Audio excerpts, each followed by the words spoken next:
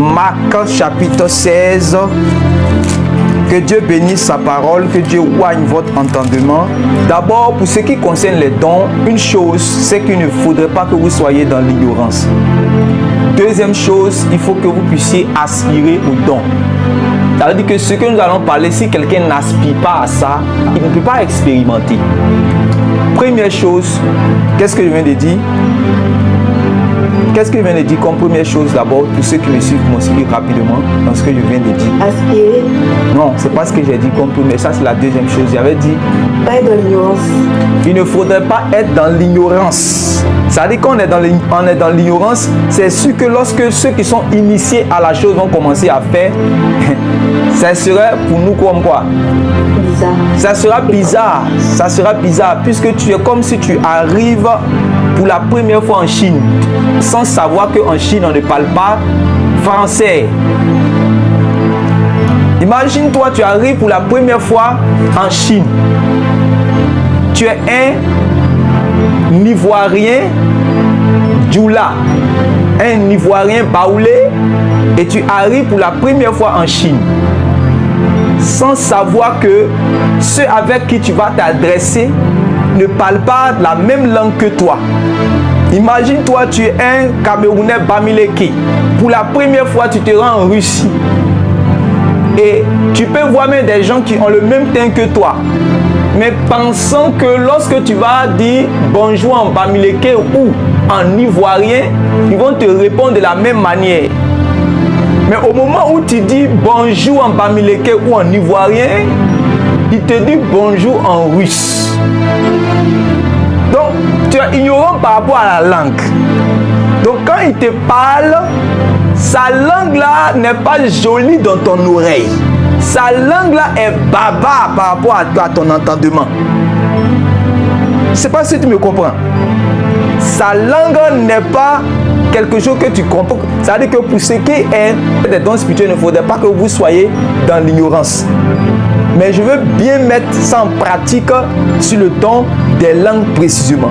Il y a ceux qui ont expérimenté la chose que je vais appeler les initiés, et ceux qui n'ont pas expérimenté la chose, qui vont être étrangers ou bien peut-être scandalisés par rapport à la chose. Mais ça peut être normal. Pourquoi? Parce qu'ils n'ont pas encore, ils sont ignorants par rapport à la chose. Ils sont ignorants par rapport à la chose. Mais ici, quand on dit ignorant, là, c'est pas tu es ignorant par rapport à l'évangile. Tu connais Jésus. Tu connais le ciel. C'est une bonne chose. Mais il y a un bénéfice en fait dans les choses de Dieu dont tu es ignorant. Il y a un don dont tu es ignorant en fait. Ça peut être le don des guérisons, le don des miracles, le don des plusieurs dons. Mais ici, il n'est pas question de ces dons. Ici, il est question du don des langues. Ou encore de la diversité des langues. Maintenant, après le fait qu'il ne faudrait pas être dans l'ignorance, il faut aspirer maintenant. Maintenant, si tu aspires, c'est là que tu vas expérimenter. Si tu n'aspires pas, tu ne pourras pas expérimenter. Donc, aspirer au don. Voilà, il faut aspirer au don. Il faut aimer le don. Si tu as critiqué le don, tu ne pourras pas expérimenter le don. Si tu dis non, moi je n'aime pas, j'aime le don des miracles, mais je n'aime pas le don des guérisons, il ne faut jamais t'attendre à ce que Dieu va utiliser tes mains pour guérir les malades. Si tu dis non, moi ça c'est pas mon truc, hein. Je n'aime pas la délivrance, hein. Je n'aime pas lorsqu'on délivre là. J'aime le don de sagesse et de paroles de connaissance. Mais pour ce qui est de la guérison, je n'aime pas ça. Je ne crois pas que Dieu fait encore cela dans notre temps. Alors, sache que sur cette terre-là, jusqu'à ce que Jésus revienne, tu ne pourras jamais expérimenter ce don de guérison que tu n'aimes pas tant que tu ne t'es pas repenti par rapport à ça. C'est fort. Est-ce que nous sommes prêts? Marc chapitre 16, à partir du verset 15. Puis il leur dit, allez par tout le monde et prêchez la bonne nouvelle à toute la création.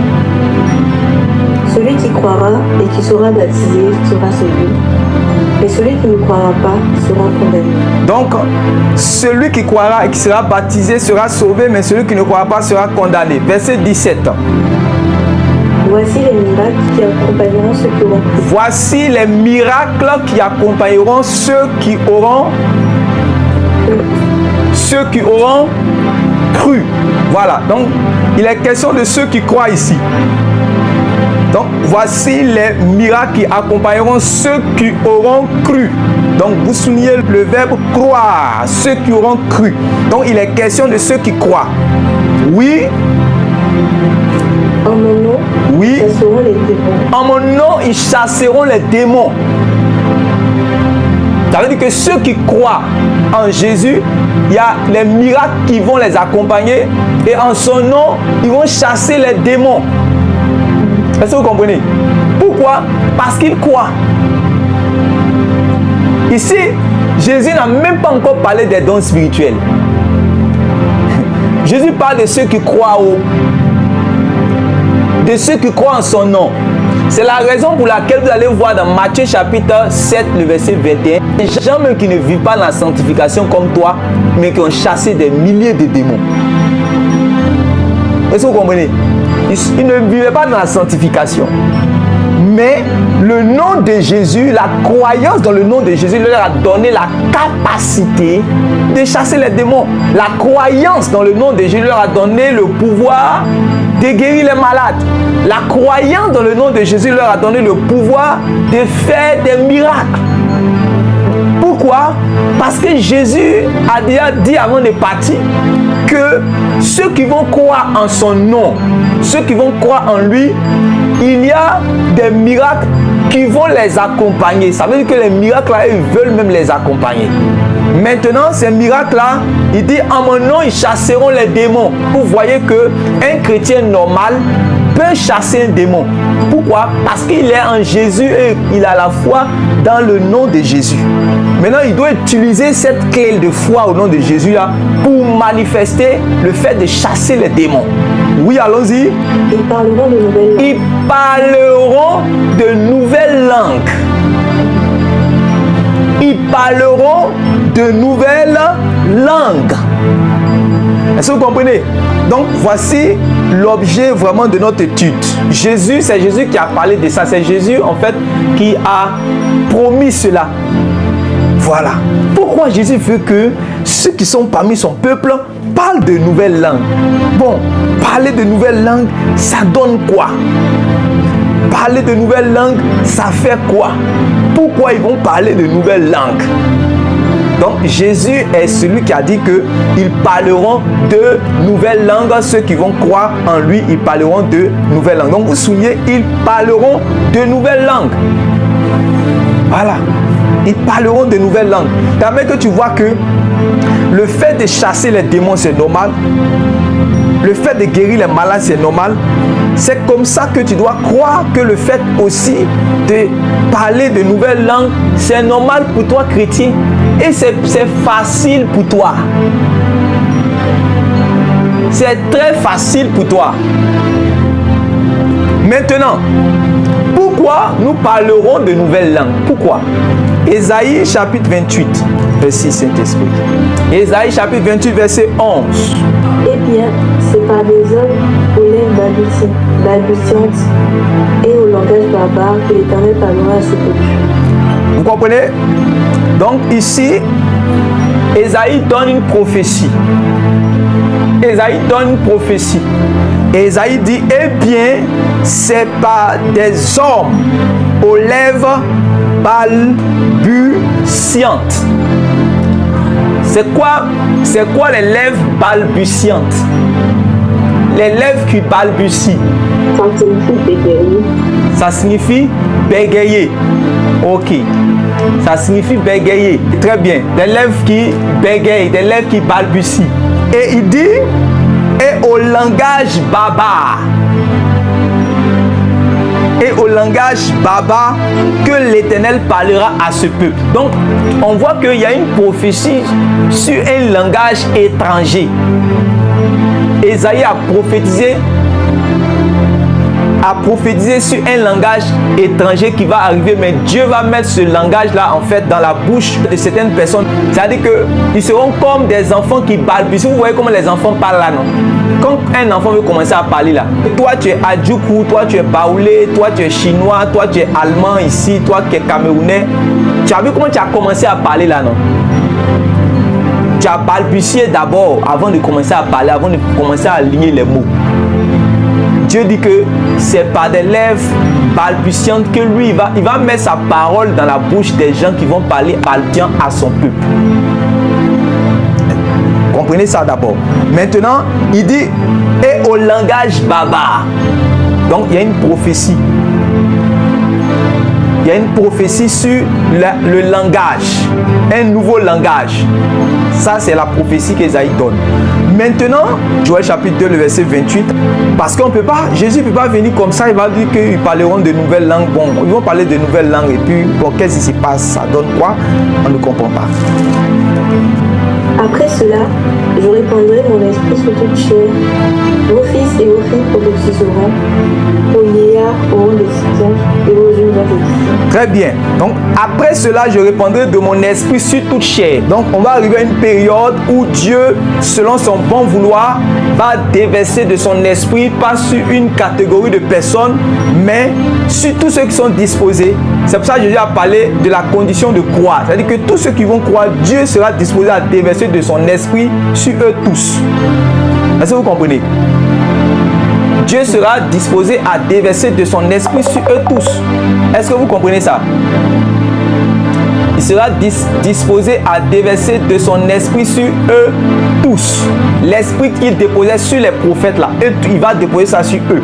Afin qu'ils puissent avoir des visions, afin qu'ils puissent avoir des songes, et aussi afin qu'ils puissent prophétiser.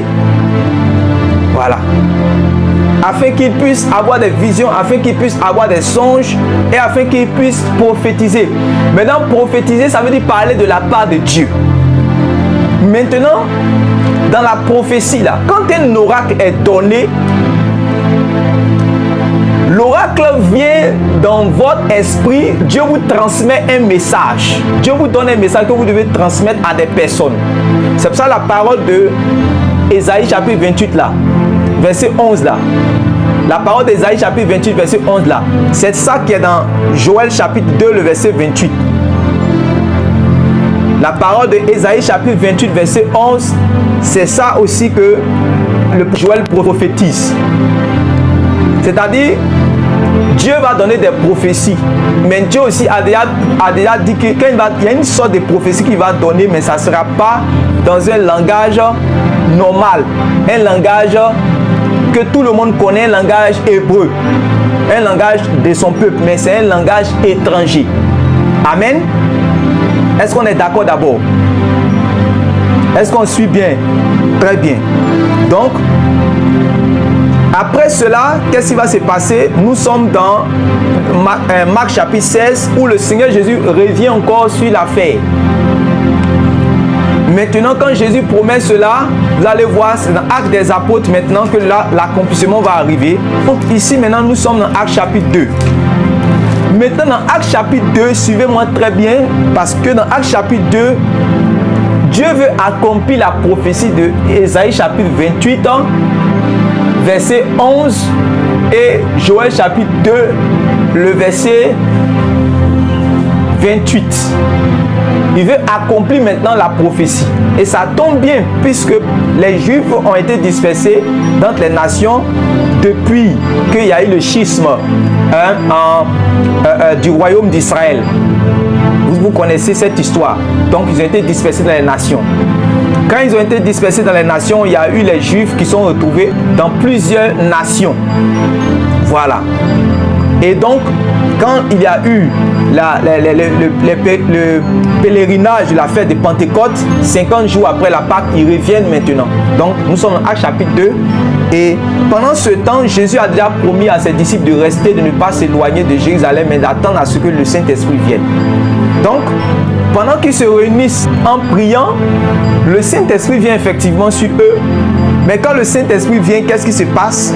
Nous sommes dans Actes chapitre 2, verset 1. Le jour de la Pentecôte, ils étaient tous ensemble dans le même lieu. Tout à coup, il vint du ciel un bruit comme celui d'un vent impétueux, et il remplit toute la maison où ils étaient assis. Des langues semblables à des langues de feu leur apparurent, séparées les unes des autres, et se posèrent sur chacun d'eux. Ils furent tous remplis du Saint-Esprit, et se mirent à parler en d'autres langues, selon que l'Esprit leur donnait de s'exprimer. Or, il y avait en ce jour à Jérusalem des Juifs, hommes pieux de toutes les nations qui sont dans le ciel. Au bruit qui eut lieu, la multitude accourut et fut confondue parce que chacun les entendait parler dans sa propre langue. Ils étaient tous dans l'étonnement et la surprise. Et ils se disaient les uns aux autres, « Voici, ces gens qui parlent ne sont-ils pas tous galiléens? Et comment les entendons-nous de notre propre langue à chacun, de notre langue maternelle ?» Bon, on peut s'arrêter là, je vais continuer rapidement.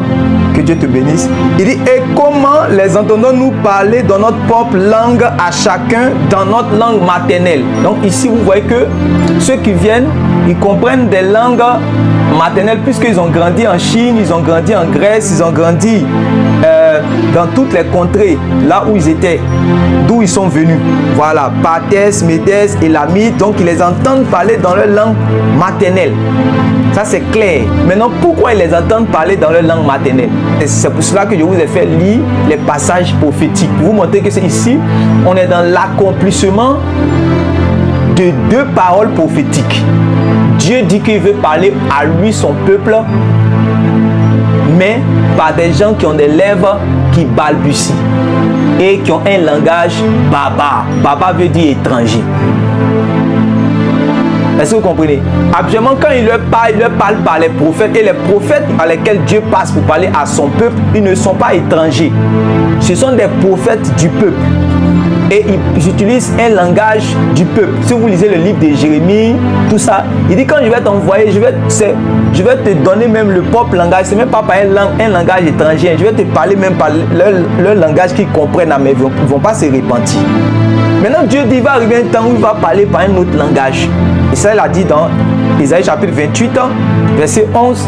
Et nous voyons que la chose est en train de s'accomplir ici. Voilà. Maintenant, ici, c'est des langues maternelles que vous voyez. Allons-y au verset 10 à 11, je lis. Donc, il parle la Phrygie, la Pamphylie, l'Égypte du territoire de la Libye, voisine de Cyrène, et ceux qui sont venus de Rome, juifs et prosélytes. Verset 11, Crétois et Arabes, comment les entendons-nous parler dans nos langues des merveilles de Dieu? Ils étaient tous dans l'étonnement et ne sachant que penser, ils se disaient les uns aux autres, que veut dire ceci? Mais d'autres se moquaient et disaient, ils sont pleins de vin doux. Alors Pierre, se présentant avec les 11, éleva la voix et leur parla en ces termes. Hommes juifs et vous tous qui séjournez à Jérusalem, sachez ceci et prêtez l'oreille à mes paroles. Ces gens ne sont pas ivres de vin, comme vous le supposez, c'est la 3e heure du jour. Mais c'est ici ce qui a été dit par le prophète Joël. Voilà. Donc ici, on est dans l'accomplissement d'une prophétie.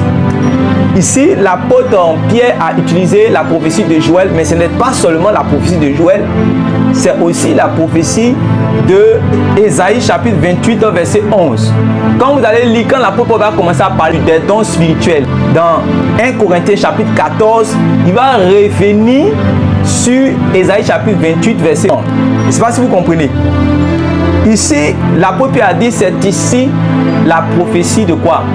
Du prophète Joël. Mais je vous dis que ce n'est pas seulement la prophétie du prophète Joël, mais il y a aussi la prophétie du prophète Ésaïe aussi.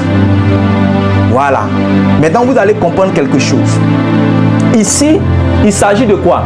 Il s'agit de transmettre un message. Il s'agit de parler aux gens. Il s'agit en fait de laisser un message aux gens.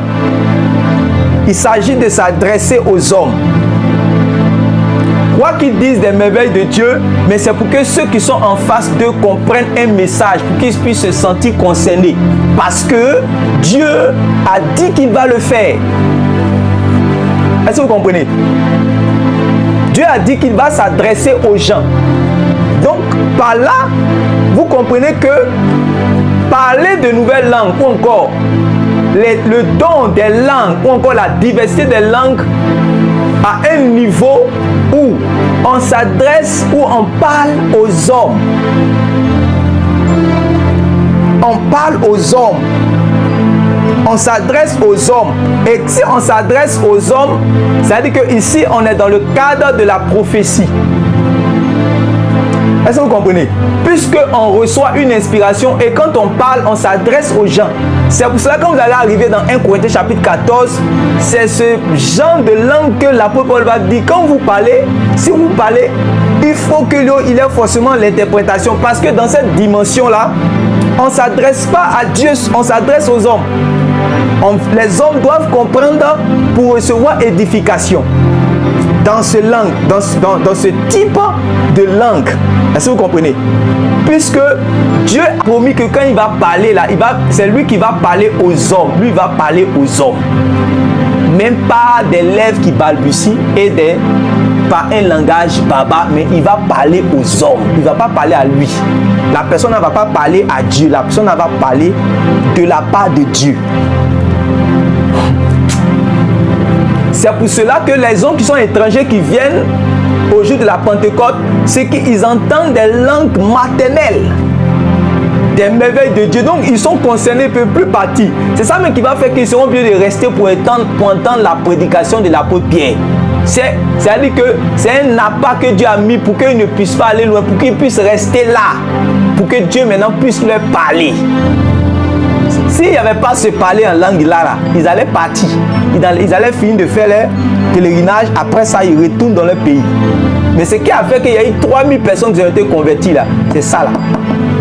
Il y a une prophétie que Dieu a dit que c'est par des lèvres qui balbutient qu'il va parler et c'est par un peuple au langage barbare qui va commencer à s'adresser. Très bien. Maintenant, après ça, où nous voyons maintenant le parler en langue? Nous allons voir le parler en langue maintenant. Lorsque les gens vont commencer à quoi? À croire dans l'évangile. Donc, vous allez voir dans Actes chapitre 10, le Saint-Esprit va tomber sur les gens de la maison de Corneille. Quand Pierre va commencer à prêcher, ils vont faire quoi? Ils vont parler en d'autres langues et ils vont prophétiser.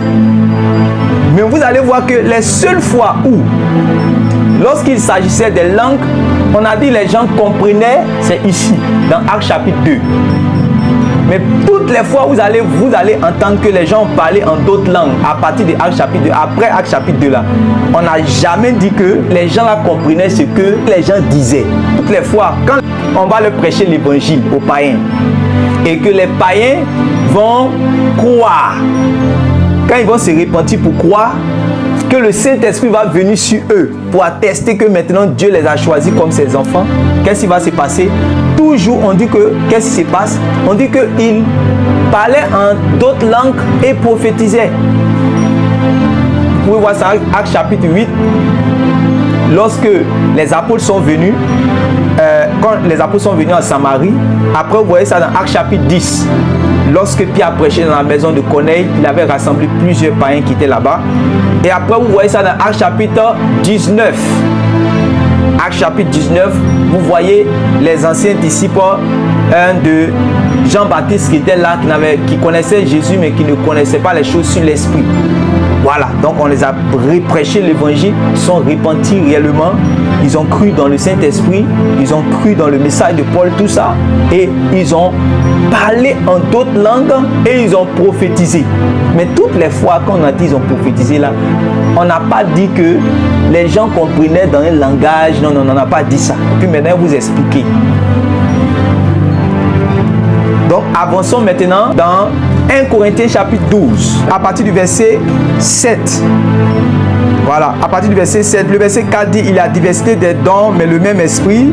diversité de ministères, mais le même Seigneur, diversité d'opérations, mais le même Dieu qui opère tout en tous. Verset 7. Or, à chacun la manifestation de l'Esprit est donnée pour l'utilité commune. En effet, à l'un est donné l'Esprit, par l'Esprit une parole de sagesse, à un autre une parole de connaissance selon le même esprit, à un autre la foi par le même esprit, à un autre le don de guérison par le même esprit, à un autre le don d'opérer des miracles, à un autre la prophétie, à un autre le discernement des esprits, à un autre la diversité des langues, à un autre l'interprétation des langues. Ouais, ça se suit, hein? La prophétie, le discernement des esprits, la diversité des langues et l'interprétation des langues. Vous voyez, non? Donc, il faut interpréter cette langue-là. Alors que, en fait, vous avez vu que dans Actes chapitre 2, dans Actes chapitre 2, quand ils ont parlé là, qui a interprété? Personne ne comprend. Donc, pourquoi il n'a pas besoin d'interprétation là-bas? C'était pas le même type de langue. Oui, mais dites ce que j'ai dit. C'est parce que les gens les entendaient dans leur langue maternelle directement. Donc, ils n'ont pas. Donc, vous voyez que ici, là-bas, on est dans l'accomplissement de la prophétie qu'on a lue. C'est pas la même chose. C'est-à-dire, dans la langue là, il y a deux niveaux. Il y a un niveau où c'est la prophétie. Dieu est en train de donner une parole directement et eux ils prenaient ça, eux ils disaient. Mais c'était dans les langues maternelles. C'était l'accomplissement d'une prophétie de Ésaïe chapitre 28, verset 11 et puis Joël chapitre 2, verset 28. Donc ici on est dans l'accomplissement d'une prophétie. Ils sont en train de prophétiser en fait. Voilà. Donc, mais c'est en d'autres langues. Est-ce que vous comprenez? Ils sont en train de prophétiser, mais c'est en d'autres langues. Maintenant, on arrive quelque part dans Actes chapitre 12, on nous dit que il y a des langues qui auront besoin d'être interprétées par des gens qui ont un don d'interprétation des langues. 1 Corinthiens chapitre 14, verset 1. Recherchez la charité. Oui, recherchez la charité, oui. Aspirez aussi au don spirituel, mais surtout celui de prophétie. Donc ici, je vous dis en même temps le contexte. L'apôtre Paul est en train de recadrer l'église de Corinthe. Parce que l'église de Corinthe, c'est des gens qui sont en train d'expérimenter nouvellement les choses de l'esprit. C'est une église qui a eu vraiment il y a eu beaucoup de dons spirituels. Les gens ont beaucoup expérimenté les dons spirituels là-bas. Mais ils n'ont pas été bien encadrés pour savoir comment est-ce qu'on doit les manifester. Donc c'est ça qui a créé le désordre. Ils avaient la chose, mais ils ne savaient pas comment faire la chose. C'est ça le problème. Ils avaient la chose, mais ils ne savaient pas comment faire la chose. Ils avaient le don, mais ils ne savaient pas comment mieux manifester ce don pour que ça soit utile, pour qu'il soit utile. Donc l'apôtre Paul maintenant est en train de recadrer les choses. Maintenant, en recadrant, puisque là-bas, Jésus a déjà dit que son peuple, ils vont parler de nouvelles langues. Et les Corinthiens ont vu que quand ils ont cru, ils ont expérimenté quelque chose de bizarre, mais quelque chose d'intéressant, qu'on appelle les langues nouvelles. Donc quand ils se réunissent, chacun commence réellement à parler. Est-ce que vous parlez? Parce que c'est intéressant, ça édifie ton esprit. C'est un don qui édifie ton esprit. Amen. Donc ils sont contents d'édifier leur esprit. Donc quand ils sont dans l'assemblée, ils sont en train de s'édifier, mais ils sont en train de s'édifier eux-mêmes. Chacun, l'autre parle, l'autre parle, l'autre parle, l'autre parle. Est-ce que vous comprenez? Tout le monde parle, chacun parle parce que ça leur fait du bien à chacun d'eux. Voilà. Mais en même temps, puisqu'ils sont réunis dans le but vraiment de... Vous savez que les réunions d'assemblée ne sont pas seulement des réunions de prière. Les réunions d'assemblée sont des réunions d'édification, sont des réunions d'enseignement, sont des réunions où on se réunit pour pouvoir aussi chanter, où on se réunit pour écouter des témoignages. On ne va pas se réunir seulement pour que on vienne prier ou encore pour venir dire des mystères que chacun de nous ne comprend pas. Ça dépend de l'esprit de la réunion. Est-ce que vous comprenez? Ça dépend de l'esprit de la réunion. Donc, dans 1 Corinthiens chapitre 14, maintenant, l'apôtre Paul va maintenant poser un fondement. Il va montrer que le don de la prophétie a une supériorité, c'est-à-dire a plus d'avantages que le don des langues. C'est là qu'il va expliquer maintenant pourquoi le don de prophétie a plus d'avantages que le don des langues. Mais il n'est pas en train de dire que le don des langues, ce n'est pas bon. Au contraire, le don des langues est trop intéressant. Le don des langues est trop important. Le don des langues est trop utile et le don des langues, c'est ta part, mon frère. Est-ce que tu comprends? Mais ici, il est dans un esprit. Il est en train de montrer que faut rechercher plus que ce que tu as. Vous parlez en d'autres langues, mais il faut rechercher plus que ce que tu as. Pour rechercher encore en plus des langues là. Soit tu recherches l'interprétation des langues pour que ça devienne une prophétie. Ou tu recherches directement la prophétie. Parce qu'avec la prophétie, tu seras encore plus utile à l'église qu'avec les langues. Voilà l'esprit dans lequel il écrit 1 Corinthiens chapitre 14. Pour ne pas que tout le monde se réunisse pour venir parler en d'autres langues, parce que vraiment c'était quelque chose de surnaturel en fait. Voilà, c'était quelque chose d'intéressant, de magnifique. Donc chacun en même temps. Et souvent vous voyez dans certaines assemblées, vous avez comme l'impression que chacun, les gens se réunissent juste pour venir se défier, pour venir se concurrencer dans les affaires de langue. D'abord, l'apôtre Paul est en train de dire que la prophétie est mieux en fait. C'est dans cet esprit qu'il va continuer. C'est pour ça qu'il dit aspirez au don spirituel, mais surtout, ouais non, mais surtout à celui de la prophétie. C'est-à-dire que vous tous qui êtes ici, si l'apôtre Paul a parlé au nom de Jésus, vous devez aspirer au don les meilleurs et surtout au don de la prophétie. Ça veut dire que Dieu veut que vous puissiez prophétiser. Vous tous qui êtes ici. Qui aime la prophétie? Faut dire la vérité. Est-ce que tu aimes la prophétie? Voilà. Qui aime la prophétie? Voilà. Très bien. Aimez la prophétie. Voilà. Ça veut dire que la prophétie, c'est parler de la part de Dieu. Ça veut dire que Dieu va passer par toi pour parler à quelqu'un. Voilà. Maintenant, au verset 2, maintenant, vous voyez qu'il rentre maintenant dans les langues. Il rentre dans le contexte maintenant. Il dit, en effet, celui qui parle en langue ne parle pas aux hommes. Donc vous soulignez ça d'abord. Celui qui parle en langue ne parle pas aux hommes. Donc vous voyez qu'on n'est pas maintenant dans le contexte de Actes chapitre 2. Parce que dans Actes chapitre, quand il parlait, les hommes, ils s'adressaient aux hommes. Quoique disant les merveilles de Dieu, mais ils s'adressaient aux hommes parce que les hommes les comprenaient. Mais ici, on vous dit qu'en effet, celui qui parle en langue ne parle pas aux hommes. Maintenant, Paul va dire pourquoi il ne parle pas aux hommes. Il dit, en effet, celui qui parle en langue ne parle pas aux hommes, mais à Dieu. Voilà. Il ne parle pas aux hommes, mais il parle à Dieu. Or, nous savons que quand on parle à Dieu, on entend de faire quoi? Tu pries. Très bien. Donc ici, ça veut dire que l'apôtre Paul est en train de parler dans la dimension des langues, des diversités des langues, mais niveau prière. C'est là maintenant qu'on parle de la prière en langue. La prière en langue. Ici, on est rentré dans un autre contexte. La prière en langue. Puis on dit, celui qui parle en langue ne parle pas aux hommes. C'est-à-dire que ce n'est pas une conversation entre les hommes, mais c'est une conversation entre l'homme et Dieu. Or, conversation entre l'homme et Dieu égale à prière. Donc, à partir de là, on parle de prière. Maintenant, comme ce n'est pas dans un langage humain, mais c'est dans un langage que Dieu comprend, Jésus-Christ a appelé ça en langue. Nous aussi, on a pris ça, on a dit prier aussi en langue. On n'a pas donné un autre nom à ça que le don des langues. Le nom qu'on a donné, Jésus a dit qu'ils parleront de nouvelles langues. Maintenant, dans le parler, là, il y a des fois on s'adresse à l'homme, il y a des fois on s'adresse à Dieu. Niveau où on s'adresse à Dieu, on appelle ça la prière en langue. Qui voit? Regardez, je continue.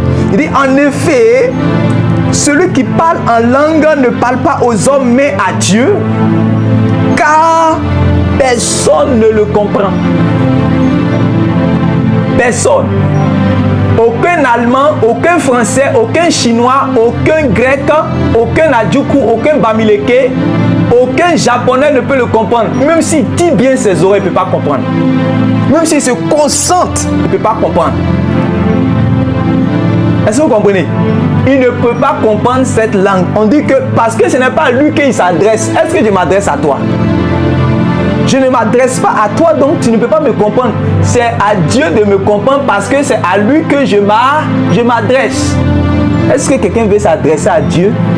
Le problème, c'est que ce verset-là est terrible. Quand il dit personne ne le comprend, ça ne veut pas dire que tu es caché dans ta chambre et que tu es seul. Hein? Ah oui, ici il est en train de dire que même quand ton voisin est là, il ne te comprend pas. Ça veut dire que cela est possible, qu'on peut être en assemblée et le langage là va sortir, mais il sera là, il ne va pas comprendre. Ça veut dire qu'une fois que tu es dans la maison de Dieu, tu dois t'attendre à un langage aussi qui sera exprimé que toi tu ne vas pas comprendre. Parce que ton voisin ne s'adressera pas à toi, mais il va s'adresser à son Dieu qui est son Père. Par un langage qui ne sera pas un langage humain, mais un langage que Dieu seul comprend. Je ne sais pas si c'est moi qui dis la vérité, je ne sais pas si on se comprend ici. C'est vous-même qui lisez la Bible ici. C'est nous qui lisons ensemble. On nous dit quoi? En effet, celui qui parle en langue ne parle pas aux hommes. Ça veut dire que si j'ai mon voisin à côté de moi, je ne lui parle pas. Mais je parle à Dieu. Oh, parler à Dieu, nous avons dit, c'est égal à prière. Donc ça veut dire que il est en train de prier, mais dans une langue que moi je ne comprends pas. Donc, mais la Bible a appelé cette langue-là quoi? La prière en langue, ou bien la prière en nouvelle langue. Ça, c'est le nom que la Bible a donné. Donc, c'est pour ça qu'on dit que la prière en langue. Maintenant, quand on dit prière en langue, ne pense pas que seulement ça veut dire Actes chapitre 2. Puisque Actes chapitre 2, les gens ont compris. 1 Corinthiens chapitre 14, les hommes ne comprennent pas. Pourquoi? Parce que c'est une prière mystérieuse. Il y a une prière mystérieuse dans ton cahier écrit. C'est Paul qui t'enseigne. Paul dit que c'est une prière mystérieuse qu'il a été donnée seulement à Dieu de comprendre. Ton voisin, qu'il soit vraiment le plus grand chercheur ou encore le plus grand, quelqu'un qui a fait toutes les langues, qui a étudié toutes les langues de la terre, là, il ne peut pas comprendre. Ah oui, même s'il est professeur agrégé en linguistique ou quoi, il ne peut pas comprendre. Voilà. Maintenant, regardez, il dit, en effet, celui qui parle en langue ne parle pas aux hommes, mais à Dieu, car personne ne le comprend, et c'est en esprit qu'il dit des mystères. On dit, c'est en esprit qu'il dit des mystères. Maintenant, comment on parle en esprit? Aidez-moi à parler en esprit, aidez-moi. Parlez en esprit, parlez en esprit. Vous voyez maintenant? Vous voyez ce que l'entrée dit. C'est ce qu'il dit, je vais vous mettre, Dieu va nous envoyer dans les Écritures. Et il va nous sortir la grâce dans les Écritures, la grâce de ce qu'il veut nous faire comprendre. Vous voyez, il dit, et c'est en esprit. Il n'a pas dit c'est en espagnol, ou en chinois, ou en ivoirien, ou en camerounais, ou en anglais. Mais c'est en esprit. Mais c'est qui a déjà entendu un langage qu'on appelle parler en esprit dans la Bible? Si tu as trouvé, tu me montres. Donc vous voyez que ce n'est, quand on dit la nationalité de la langue, là, on appelle ça en esprit. Il faut mettre ça dans ton cahier. Donc la nationalité. Parce que dans Actes chapitre 2, c'était ce qu'ils ont parlé là-bas, c'est en crétois, en égyptien qu'ils ont parlé. Or, dans 1 Corinthiens chapitre 14, ce n'est pas en crétois ni en grec, mais c'est en esprit, mon frère. C'est justement la raison pour laquelle celui qui est à côté ne comprend pas. Or, en esprit là, c'est l'esprit maintenant qui vient dans ta conscience, il brouille. C'est comme quand il y a la lumière et puis on coupe. Quand on dit, vous regardez les films et puis on prend les ciseaux, les films d'action et puis on dit, allez couper courant quelque part là. Il va court-circuiter ton esprit, ton intelligence. On court-circuite ton intelligence. C'est le Saint-Esprit qui vient de me dire ça. Il dit, on court-circuite ton intelligence. Pour que ton intelligence ne comprenne pas ce qui est en train de se passer. Et pour que tu parles. C'est comme un enfant nouveau-né quand on lui dit, on lui dit que il entend seulement tous les mots, et puis bon, il répète ce qu'il entend. Quand l'enfant commence à dire maman, Ouais, ces premiers moments, comment ça vient là, non? Quand l'enfant commence à dire papa, c'est premier papa quand ça vient. Voilà. Donc, il faut être dans une telle disposition d'abord d'enfant. Maintenant, quand tu commences à parler cette langue, ton intelligence est court-circuitée. Ça veut dire que si tu veux chercher que ça soit joli d'une manière, donc moi je veux, mais moi, tu sais, moi j'ai une langue un peu civilisée. Il n'y a pas de civilisation là-bas. La langue est déjà civilisée. Amen. Toi seulement tu ouvres, toi Dieu veut utiliser ta bouche pour parler lui en esprit. Puisque lui ne parle pas en japonais, lui c'est en esprit qu'il lui parle. Maintenant le son qui va sortir là, ça n'est qu'être bizarre aux gens, ça n'est qu'être bizarre pour les gens. Et c'est toi, c'est un problème. Toi tu parles à Dieu. Maintenant l'homme quand son raisonnement rentre dedans, il dit c'est trop, c'est pas joli à voir hein. Non, donc ça ne veut pas sortir. Or, pour que ce don sorte, il faut la foi. Il faut la foi, il faut la foi. Il faut la foi. Si quelqu'un n'a pas la foi, c'est comme la prophétie. Dieu il met dans mon cœur une parole claire. Il me dit, maintenant, si je n'ai pas la foi, je vais garder la prophétie, je vais souffrir, ça va rester dans mon ventre. Et ça ne sera pas maintenant utile pour l'autre, alors que l'autre avait besoin de ce message-là pour être sauvé. Je ne lui ai pas donné réellement ce message. Donc tous les dons, y compris le don des langues, a besoin réellement de foi pour que ça soit déclenché. Maintenant, comme toi, quand c'est venu de ton esprit, quand tu as entendu la langue là, tu dis, si je parle, est-ce que mon voisin, est-ce que le frère là, ils ne vont pas dire, je suis devenu bizarre? En temps, Dieu a dit que on appelle ça langage mystère. Dis avec moi, langage mystère encore. On dit que c'est en esprit qu'il dit des mystères. Ouais. Maintenant, quand on dit c'est un esprit qui dit des mystères là, dites-moi un mystère. On dit c'est un esprit qui dit des mystères. Ça veut dire, comme j'ai dit, c'est un langage qui est brouillé, c'est un langage qui est bizarre, c'est un langage qui est codé, c'est un langage que seul Dieu comprend. Le Seigneur a dit, le Seigneur avait introduit ça de plusieurs manières depuis dans les Écritures. Quand vous lisez dans Jean chapitre 4, il dit que Dieu cherche ceux qui vont l'adorer en esprit et en vérité. Ils sont là les adorateurs que le Père recherche. Pourquoi? Parce que Dieu est esprit. Quand vous rentrez dans la nouvelle famille de Dieu, avant que vous rentrez dans la famille de Dieu, vous êtes nés des gens qui sont faits de chair et de sang. Mais quand vous avez été engendrés par la parole, on dit elle a donné le pouvoir, elle les a donné le pouvoir de devenir enfants de Dieu, lesquels sont nés ni de la chair, ni du sang, ni de la volonté humaine, mais de Dieu. Oh, Dieu est esprit. Quand tu es né d'un père ivoirien, tu as commencé à parler ivoirien.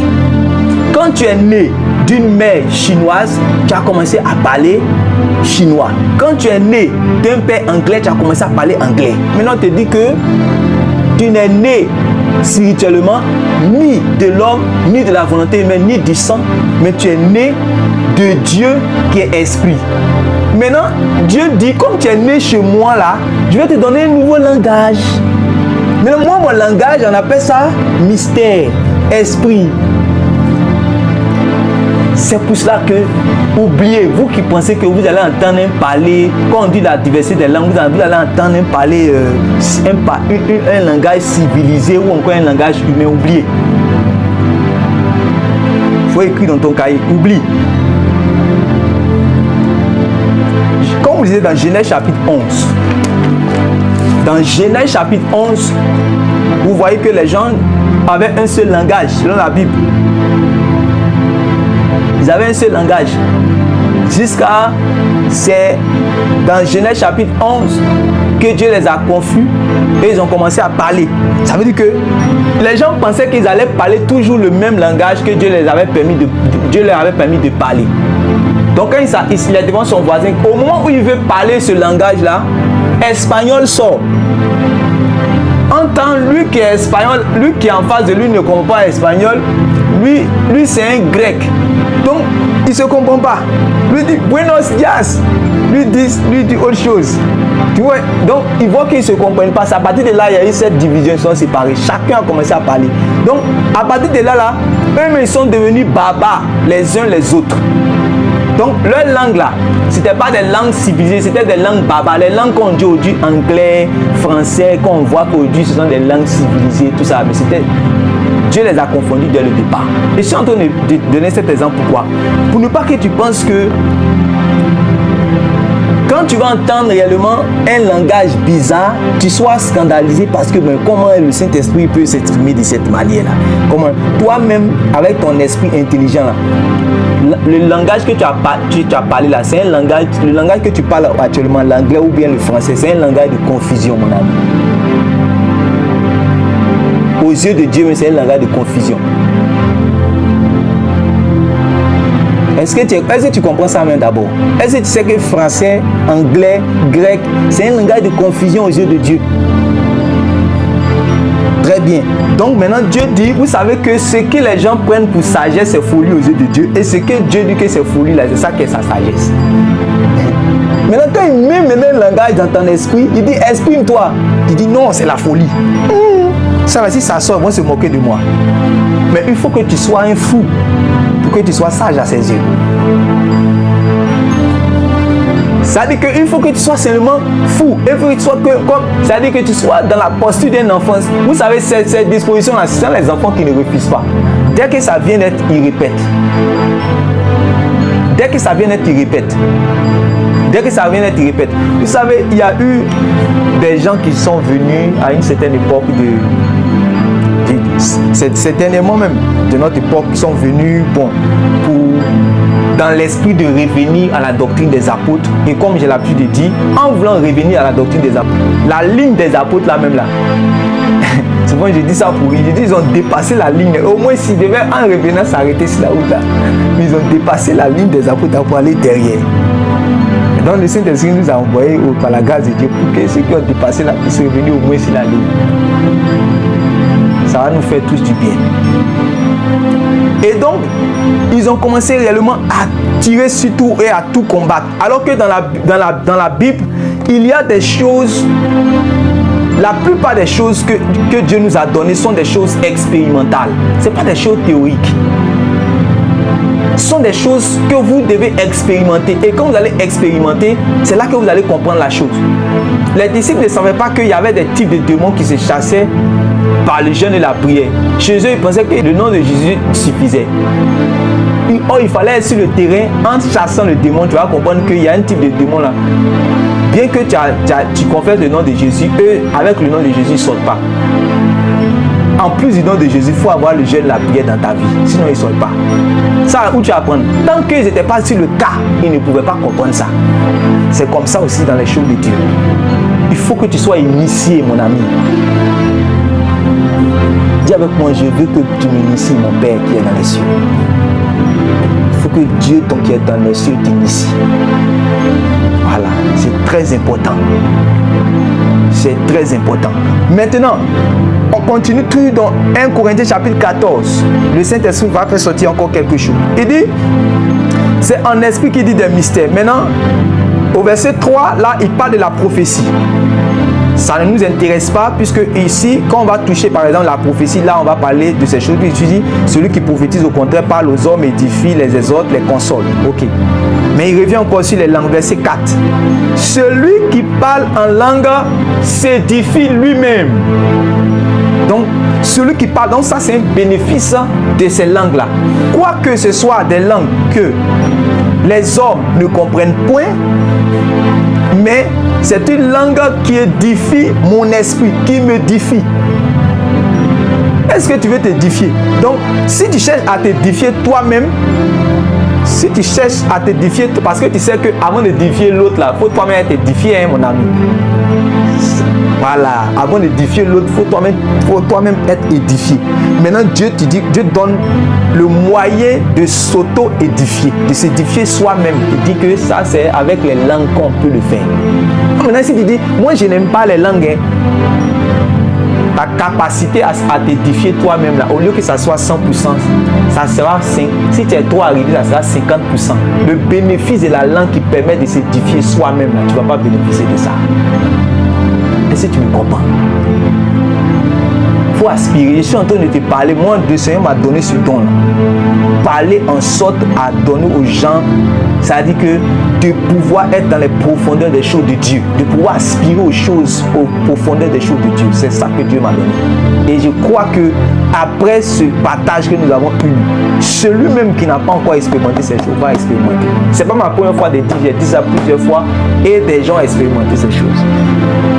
Oui, il suffit seulement d'aspirer. Il suffit seulement d'aspirer.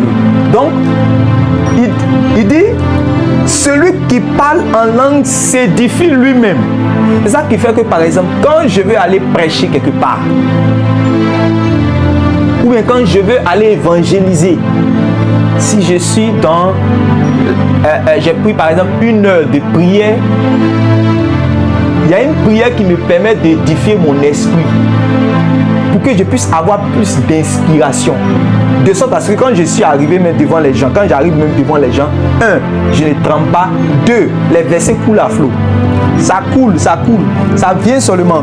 Pourquoi? Parce que mon esprit est déjà édifié, mon esprit est éclairé, mon esprit est inspiré. C'est ça qu'on appelle édifier son esprit. Mon esprit est déjà édifié, inspiré. Est-ce que vous comprenez ces choses? Voilà. Donc, on dit, celui qui parle en langue s'édifie lui-même. Donc, ici, il y a un bénéfice. D'abord, l'auto-édification, s'édifier soi-même. C'est ça qui fait que tu arrives en fait à recevoir de Dieu. Pendant que toi, tu parles à Dieu, Dieu aussi te parle. Ça, c'est l'un des bénéfices en fait des dons des langues. C'est-à-dire que quand tu pries là, tu pries avec ton intelligence. Je ne suis pas en train de dire de ne pas prier avec l'intelligence. C'est bon de prier avec l'intelligence. Mais quand on dit prier avec intelligence, ça veut dire que prier avec les mots que tu as. Voilà, la langue maternelle que tu as. C'est ça qu'on appelle prier avec intelligence. C'est comme ça la Bible a nommé ça. Voilà, donc quand tu pries avec intelligence, tu parles. Mais en fait, quand tu pries en esprit et par l'esprit, c'est plus facile pendant que tu pries de recevoir en même temps. Oh, parce que la prière, dans la prière, c'est une conversation. La prière, ce n'est pas seulement d'aller vers Dieu, de lui dire tout ce que tu as envie de lui dire. Mais dans la prière, ça c'est une communication. De sorte à ce que moi je parle et Dieu aussi me parle. Maintenant, la langue, les dons des langues, c'est la capacité de faciliter en fait, c'est-à-dire que quoi? La réciprocité, voilà, le dialogue entre toi et Dieu. De sorte à ce que toi tu parles, pendant que tu parles, en même temps tu reçois. Parce que même de manière naturelle, vous allez voir que ce qui est facile, c'est quoi? De manière naturelle, si tu es en train de parler toi-même avec ton intelligence, pendant que tu es en train de parler, tant que tu t'es pas tu ne peux pas entendre. Oh Saint-Esprit, tu dois te taire d'abord. Quand tu parles notre langage là, tu es en train de parler. Puisque nous on est dans l'esprit, nous on n'est pas dans les choses des hommes. On est dans l'esprit. Quand on parle, pendant que nous on parle, en même temps on s'écoute en même temps. On se dialogue. On dialogue en même temps. On dialogue. Je parle, mais en même temps je reçois de lui. Celui qui parle en langue s'édifie lui-même.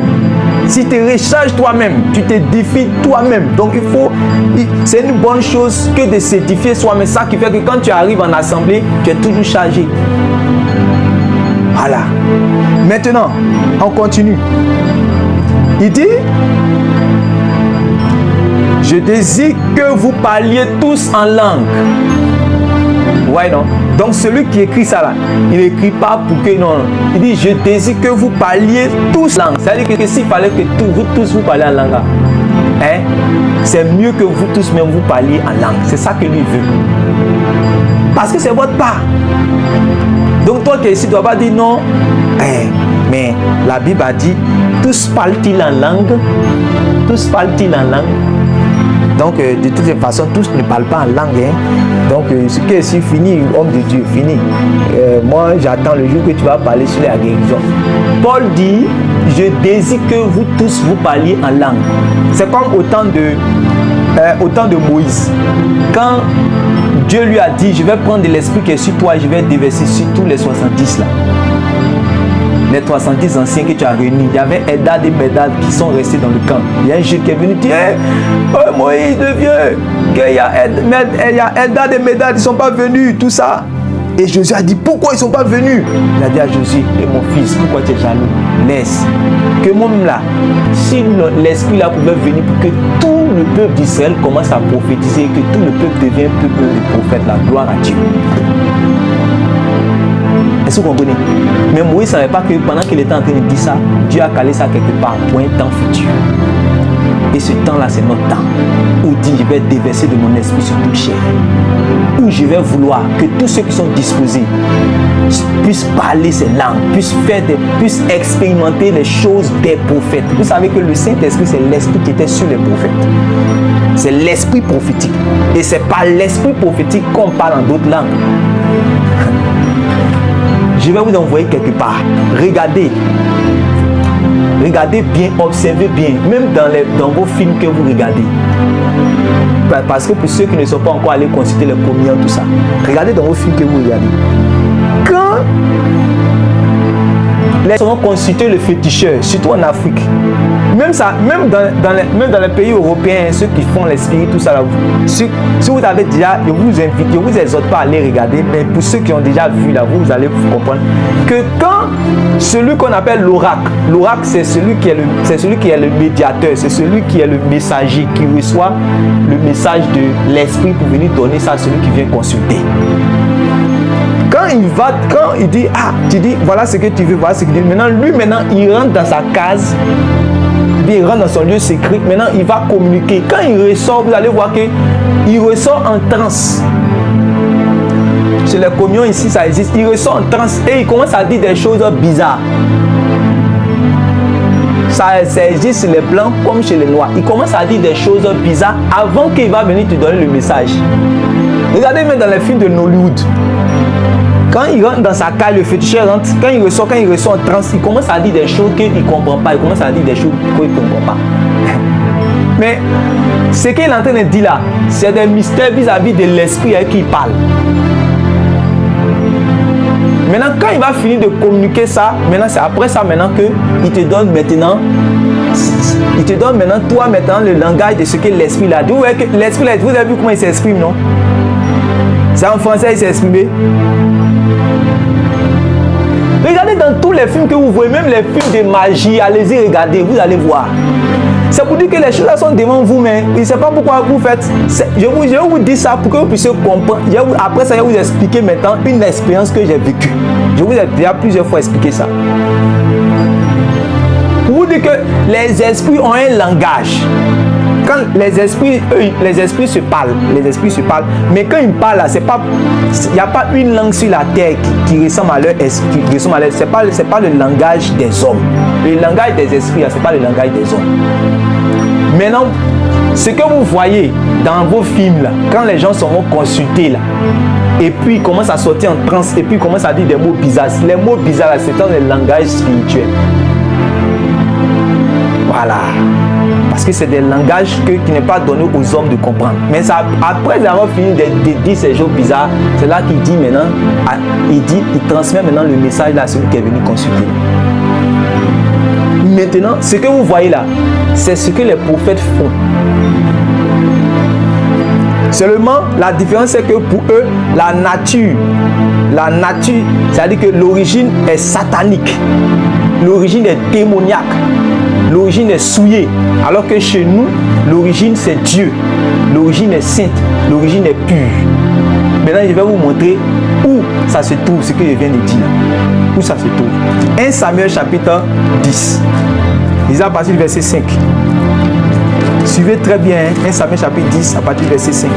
Après cela, tu arriveras à Gibéa et Méli, où se trouve une garnison de Philistins.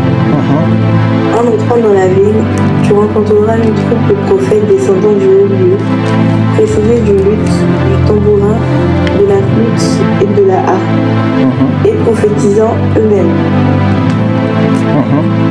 L'Esprit de l'Éternel te saisira, tu prophétiseras avec eux, et tu seras changé en un autre homme.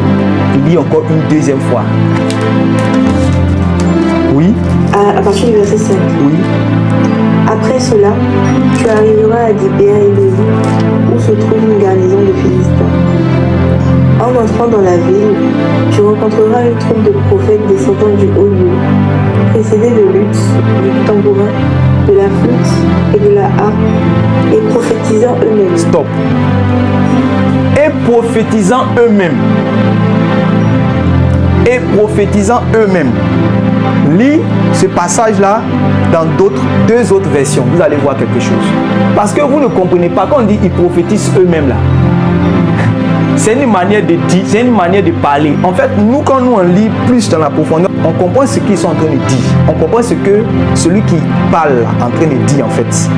Mais, c'est-à-dire que ce que Samuel est en train de dire là, je vais vous emmener maintenant à comprendre ce qu'il est en train de dire, que la garnison de prophètes, les prophètes étaient là et ils prophétisaient eux-mêmes. C'est quoi il appelle ils prophétisaient eux-mêmes? Parce que vous lisez prophétiser, mais vous ne savez pas bien ce que ça veut dire. Lis dans deux autres versions. Lis avec cela. Oui. Donc après cela, je lis le verset 5 et le verset 6 seulement. Lis le verset 6 seulement, allons-y. Après cela, tu arriveras à Gibéa et Léhi, où se trouve une garnison de Philistins. Puis en entrant dans la ville, tu rencontreras une compagnie de disciples de prophètes descendant du haut lieu. Ils seront précédés de joueurs de luth, de tambourin, de flûte et de lyre. Ils seront dans un état d'exaltation. Ils seront dans un état d'exaltation. Soulignez ça. Ils seront dans un état d'exaltation. C'est quoi être dans un état d'exaltation? Être dans un état d'exaltation et puis prophétiser, il y a quel lien? Être en transe. Être en transe. Or, quand tu es en transe là, vous avez vu quand les gens sont en transe, vous voyez que qu'est-ce qui se passe quand quelqu'un est en transe? Délire. Il délie, oui. Oui, il y a quelqu'un encore qui peut dire autre chose. Ils font comme des fous. Très bien, oui. Quelqu'un d'autre encore? Ils gigotent. Oui, ils sont excités, ils disent, ouais que ils isotent, ils font des choses en fait bizarres. C'est bizarre. Est-ce que vous comprenez? C'est ça que Samuel dit, ils sont en train de prophétiser. Parce que normalement, quand on dit prophétiser là, c'est parler de la part de Dieu. Maintenant, les prophètes sont entre eux-mêmes, ils sont en train de parler à qui?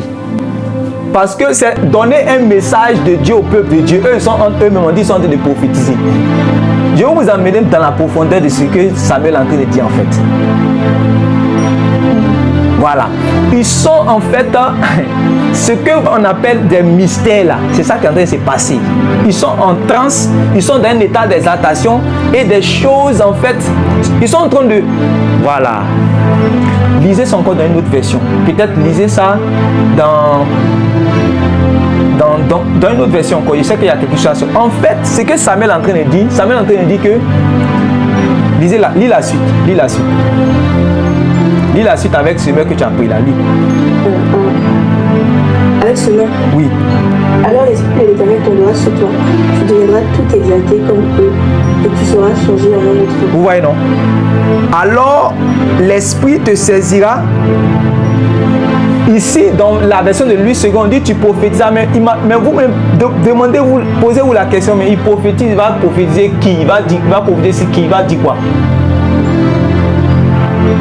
Ou bien il est dans la rue et puis il dit ainsi parle l'Éternel, ainsi parle l'Éternel, ainsi parle l'Éternel, Saül. Non, mon ami.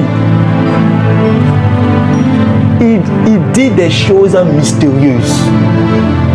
C'était caché, c'est là. Quand nous on lit, on voit. Il dit des choses mystérieuses. En fait, il fait le prophète.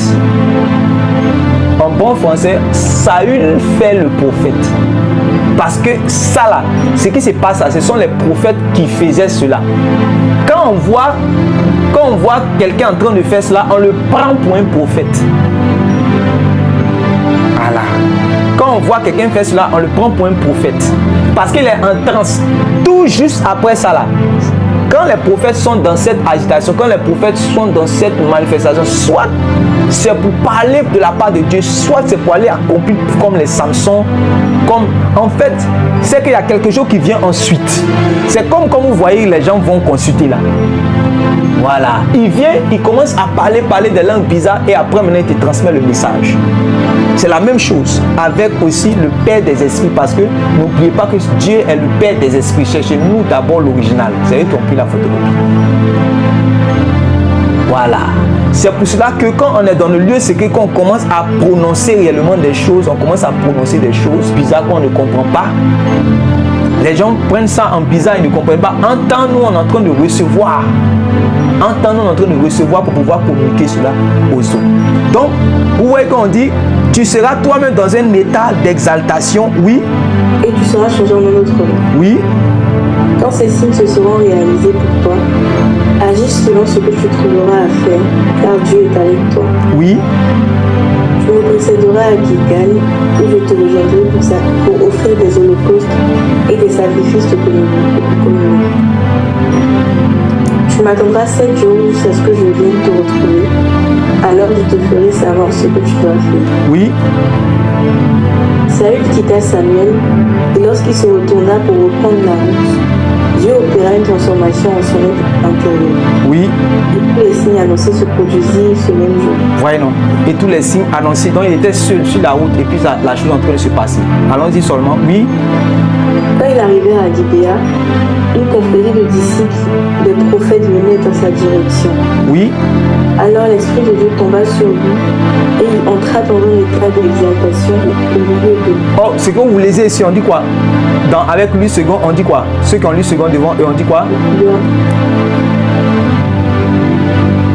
Il prophétisera. On dit il prophétisa. Amen. Mais prophétiser là, on est en train de dire qu'en fait, il est en train de faire le prophète, il est en train de faire comme les prophètes font là. C'est ça qu'il est en train de faire. Voilà. En fait, c'est ça que je voulais que tu puisses réellement comprendre. Regardez même la suite. Oui, vas-y, vas-y. Tous ceux que connaissaient auparavant et qui le virent dans un tel état avec les disciples des prophètes, le demandèrent l'un à l'autre. Qu'est-il donc arrivé au fils de Kish? Saül fait-il maintenant partie lui aussi des disciples des prophètes? Vous voyez, non? Maintenant, avec cette version, si vous lisez par exemple avec français courant, avec les autres versions que vous avez, on va vous dire que Saül fait le prophète, parce que Saül il fait comme les prophètes. Or, c'est l'esprit des prophètes qui vient en fait pour donner, c'est-à-dire qu'à nous, pour donner à ceux qui vont croire là, de faire comme les prophètes. Maintenant, il y a un état qu'on dit, ce que vous lisez, on dit prophétiser là. C'est pas prophétiser où on dit ainsi par l'Éternel là d'abord. C'est qu'il est dans un état d'exaltation, il commence à dire des choses qu'il ne comprend pas. C'est là on sait que l'esprit est venu sur lui. Voilà. C'est là on sait que l'esprit en fait est venu sur lui. C'est comme ça. C'est comme ça, quand les prophètes prophétisaient là, ce n'est pas parce que vous ne voyez pas. Quand vous lisez, on dit ainsi parle l'Éternel, ainsi parle l'Éternel. Il y avait avant, c'est pour cela, quand on se réunit même en assemblée, vous allez voir que très souvent, il y a des prophéties qui viennent directement. Ainsi dit le Seigneur, ou ainsi parle l'Éternel, ainsi de suite. Mais il y a des prophéties avant que ainsi parle l'Éternel, ou ainsi parle le Seigneur va venir. C'est précédé de quoi? C'est précédé de parler en langue. C'est précédé d'une langue. C'est précédé d'un. C'est-à-dire que l'esprit est venu sur la personne de sorte à ce que quand il commence à parler, tout le monde commence à se mettre dans une disposition d'écoute. Parce qu'on sait que l'esprit est venu saisir la personne. Donc maintenant, on se met dans une disposition maintenant d'écoute. Pourquoi la personne est-il agitée de la sorte? Mais pourquoi la personne est-il dans cette exaltation, mais en train de parler des mots qu'on ne comprend pas? Certainement, l'esprit est sur lui. Et puis maintenant, on l'écoute maintenant. Quand on vous dit que l'esprit de l'Éternel est venu sur Amos, et Amos a commencé à parler, la parole de l'Éternel est venue sur Amos. Comment on sait que la parole de l'Éternel est venue sur Amos? C'est parce que l'Éternel le saisit. Maintenant, quand l'Éternel le saisit, là, c'est pas des signes. L'un des signes, là, c'est l'état d'exaltation que nous appelons aujourd'hui les parler à l'âme. C'est existé dans l'Ancien Testament. Ça, c'est le Saint-Esprit qui m'a enseigné ça. Et c'est ça que vous êtes en train de voir. Ça existait dans l'Ancien Testament. Mais c'était donné à ceux à qui Dieu a voulu donner, ceux-là qu'on appelle les prophètes. Voilà. Maintenant, on est arrivé dans un temps où ce ne sera pas seulement les prophètes, ce ne sera pas seulement aux prophètes que cela va être communiqué, mais ça sera à tous ceux qui vont croire, à tous ceux qui vont aspirer, à tous ceux qui vont rechercher cela. Dieu sera aussi disposé à les donner, puisque c'est ce que Dieu lui-même il a décidé de le faire. Vous voyez ça? Voilà. Maintenant, allons-y, je vous montre quelque chose encore rapidement. Romains chapitre 8, c'est 14, vas-y. Car tous ceux qui sont conduits par l'Esprit de Dieu sont fils de Dieu. Car tous ceux qui sont conduits par l'Esprit de Dieu sont fils de Dieu, oui. Et vous n'avez pas reçu l'esprit de servitude. Et vous n'avez pas reçu un esprit de servitude pour être encore dans la crainte. Pour être encore dans la crainte. Et vous avez reçu un esprit d'adoption. Mais vous avez reçu un esprit d'adoption par lequel nous crions Abba Père. Voilà. C'est-à-dire que c'est par cet esprit-là que Jésus avait la capacité en tant qu'homme sur la terre de s'adresser directement à Dieu comme son Père directement. C'est comme ça que Jésus, quand il priait, il disait Père. Les autres étaient scandalisés parce que quand il s'adresse à Dieu, tu as comme l'impression que Dieu est son Père directement. Voilà. Maintenant, il nous a partagé cet esprit-là de sorte à ce que nous aussi, le Père devient notre Père directement.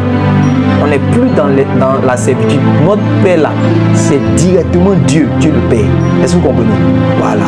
Notre Père qui est dans les cieux. Jésus nous donne la capacité aussi. C'est pour ça qu'il dit quand vous priez, dites notre Père qui est dans les cieux. Il nous a mis directement en relation avec le Père. Voilà. Nous n'avons pas un esprit de servitude pour dire que nous allons passer par quelqu'un d'autre encore, mais un ange ou bien une statue. Non, on ne peut plus passer par ça. Il nous a mis directement en connexion avec son Père, de sorte à ce que nous pouvons dire comme lui, Abba Père. Mon Père directement. Très bien. Mais c'est avec un esprit que cela a été possible, qu'on appelle le Saint-Esprit. Maintenant, regardez, l'esprit là, quand il est venu, au verset 26, de même aussi, l'Esprit nous aide dans notre faiblesse. De même aussi, l'Esprit là, de Jésus là, qui est venu en nous, il nous aide dans notre faiblesse, dans notre limite, dans notre incapacité. Oui. Car nous ne savons pas ce qu'il nous convient de demander dans nos prières. Car nous ne savons pas ce qu'il nous convient de demander dans nos prières. Est-ce que vous comprenez? Car nous ne savons pas ce qu'il nous convient de demander dans nos prières. Donc, vous allez voir que souvent, quand vous êtes en train de prier, souvent, c'est vous qui dirigez la prière ou bien quand vous priez seul, surtout quand vous êtes fatigué, vous arrivez de prier et vous dites Seigneur mon Dieu, que ton nom soit béni. Seigneur mon Dieu, que ton nom soit béni. Que ton nom soit béni, oh, que ton nom soit béni. Éternel mon Dieu, mon roi, mon Père, que ton nom soit béni. Et vous avez l'impression que le mot là, ça vous revient comme un effet boomerang. Parce qu'en réalité, vous ne savez pas comment vous allez prier à cet instant. Ça vous a pas encore arrivé? Oui. Très bien. Tu dis, Éternel mon Dieu, que ton nom soit béni. Éternel mon Dieu, ça revient encore si tu... Parce que l'esprit te démontre qu'actuellement là, ton esprit est limité un peu, ton esprit est fatigué. Est-ce que tu comprends? Ton esprit est fatigué. Mais en temps, le Seigneur maintenant nous a donné une capacité qu'on appelle la prière en esprit, l'aide de l'esprit, l'intercession de l'esprit. De sorte à ce que maintenant l'Esprit Saint peut venir prendre le contrôle. Or, quand l'Esprit Saint va venir prendre le contrôle, lui il ne va pas s'adresser à Dieu comme toi tu t'adresses à Dieu là. C'est lui qui prend le contrôle maintenant. Eh Seigneur. Car nous ne savons pas ce qu'il nous convient de demander dans nos prières. Oui. Mais l'Esprit lui-même. Intercède par des soupirs inexprimables. Ouais, il intercède par des soupirs inexprimables. Donc, l'Esprit t'emmène réellement à intercéder par des soupirs inexprimables, de sorte à ce que souvent tu parles. Souvent, il arrive à certaines personnes de crier, de pousser des cris. C'est quel cri bizarre. Mais on on se dit, ah, non, un chrétien normal, est-ce qu'il doit crier comme ça? Non. Est-ce que Jésus n'a pas dit dans, comment on appelle ça même, dans Matthieu chapitre 6 là, que quand on prie, on doit pas crier comme les pharisiens là, donc quand on prie, on ne doit pas crier fort, on doit prier doucement. Donc maintenant les gens ont envoyé doctrine de prier doucement. Car celui qui prie trop fort là, ça veut dire que Jésus ne va pas l'écouter. Non. Si je te montre un verset où Jésus a crié, tu as dit quoi même? Je te montre un verset dans la Bible où Jésus a prié en criant. C'est écrit. On dit c'est pas des cris. Le jour que les grumeaux de sang sont sortis de son corps, tu penses qu'il priait doucement pour dire Seigneur, mon Père. Non, non. Il priait en criant. C'est pour ça même vous avez l'écriture de ses prières. C'est parce qu'il y a quelqu'un qui était là qui l'entendait que vous avez l'écriture de ses prières. Si on te dit comment il priait là, c'est parce que quand il priait là, les gens entendaient. C'est pour ça qu'on écrit ça dans Jean chapitre 17, ce qu'on appelle la prière sacerdotale. Maintenant, quand tu regardes dans Hébreu, on te dit qu'il poussait des cris. Hébreu chapitre 5, verset 7 à 8. On dit c'est là-bas qu'il était, c'est en poussant des cris, il a crié. Et dans Luc, on dit qu'il a prié jusqu'à un certain moment où les grumeaux de sang sont sortis de son corps. Donc tu vois que le Jésus qui est en train de prier ici, là, il ne priait pas doucement, il priait fort. C'est en priant fort que la sueur là peut devenir le sang. Tu vois, personne ne peut prier doucement comme ça et puis la sueur va sortir sur lui. C'est en priant, étant vraiment prié fire comme on dit. Voilà. Donc, lui qui dit, moi je n'aime pas, il faut laisser ta doctrine. Laisse le Saint-Esprit t'utiliser, mon ami. Laisse ta doctrine de tranquillos, chocoyade. Laisse le Saint-Esprit t'utiliser. Le jour où il veut te faire prier. Il y a des gens qui sont assis comme ça. J'ai regardé, je ne sais pas si c'est un film où il y avait un homme de Dieu qui était assis comme ça. Et puis, il a délivré un puissant esprit des eaux. Il a chassé un puissant esprit des eaux en étant assis, comme il a dit. Vous voyez, non? En étant assis, il a chassé seulement Dieu en disant une parole. Mais, ce n'est pas tous les jours qu'il le fait. Vous allez voir le même homme de Dieu. Il y a des fois où, quand il est en train de chasser, il menace comme Jésus. On dit Jésus menaçait, c'est-à-dire Jésus criait aussi.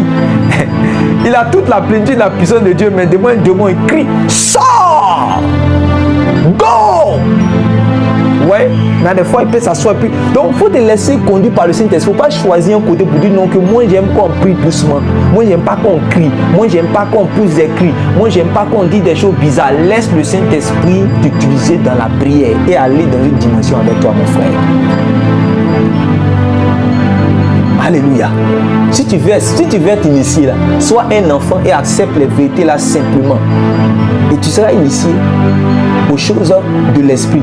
Et ça va t'aider pour que tu puisses avoir l'édification personnelle, s'édifier soi-même et aussi également être inspiré.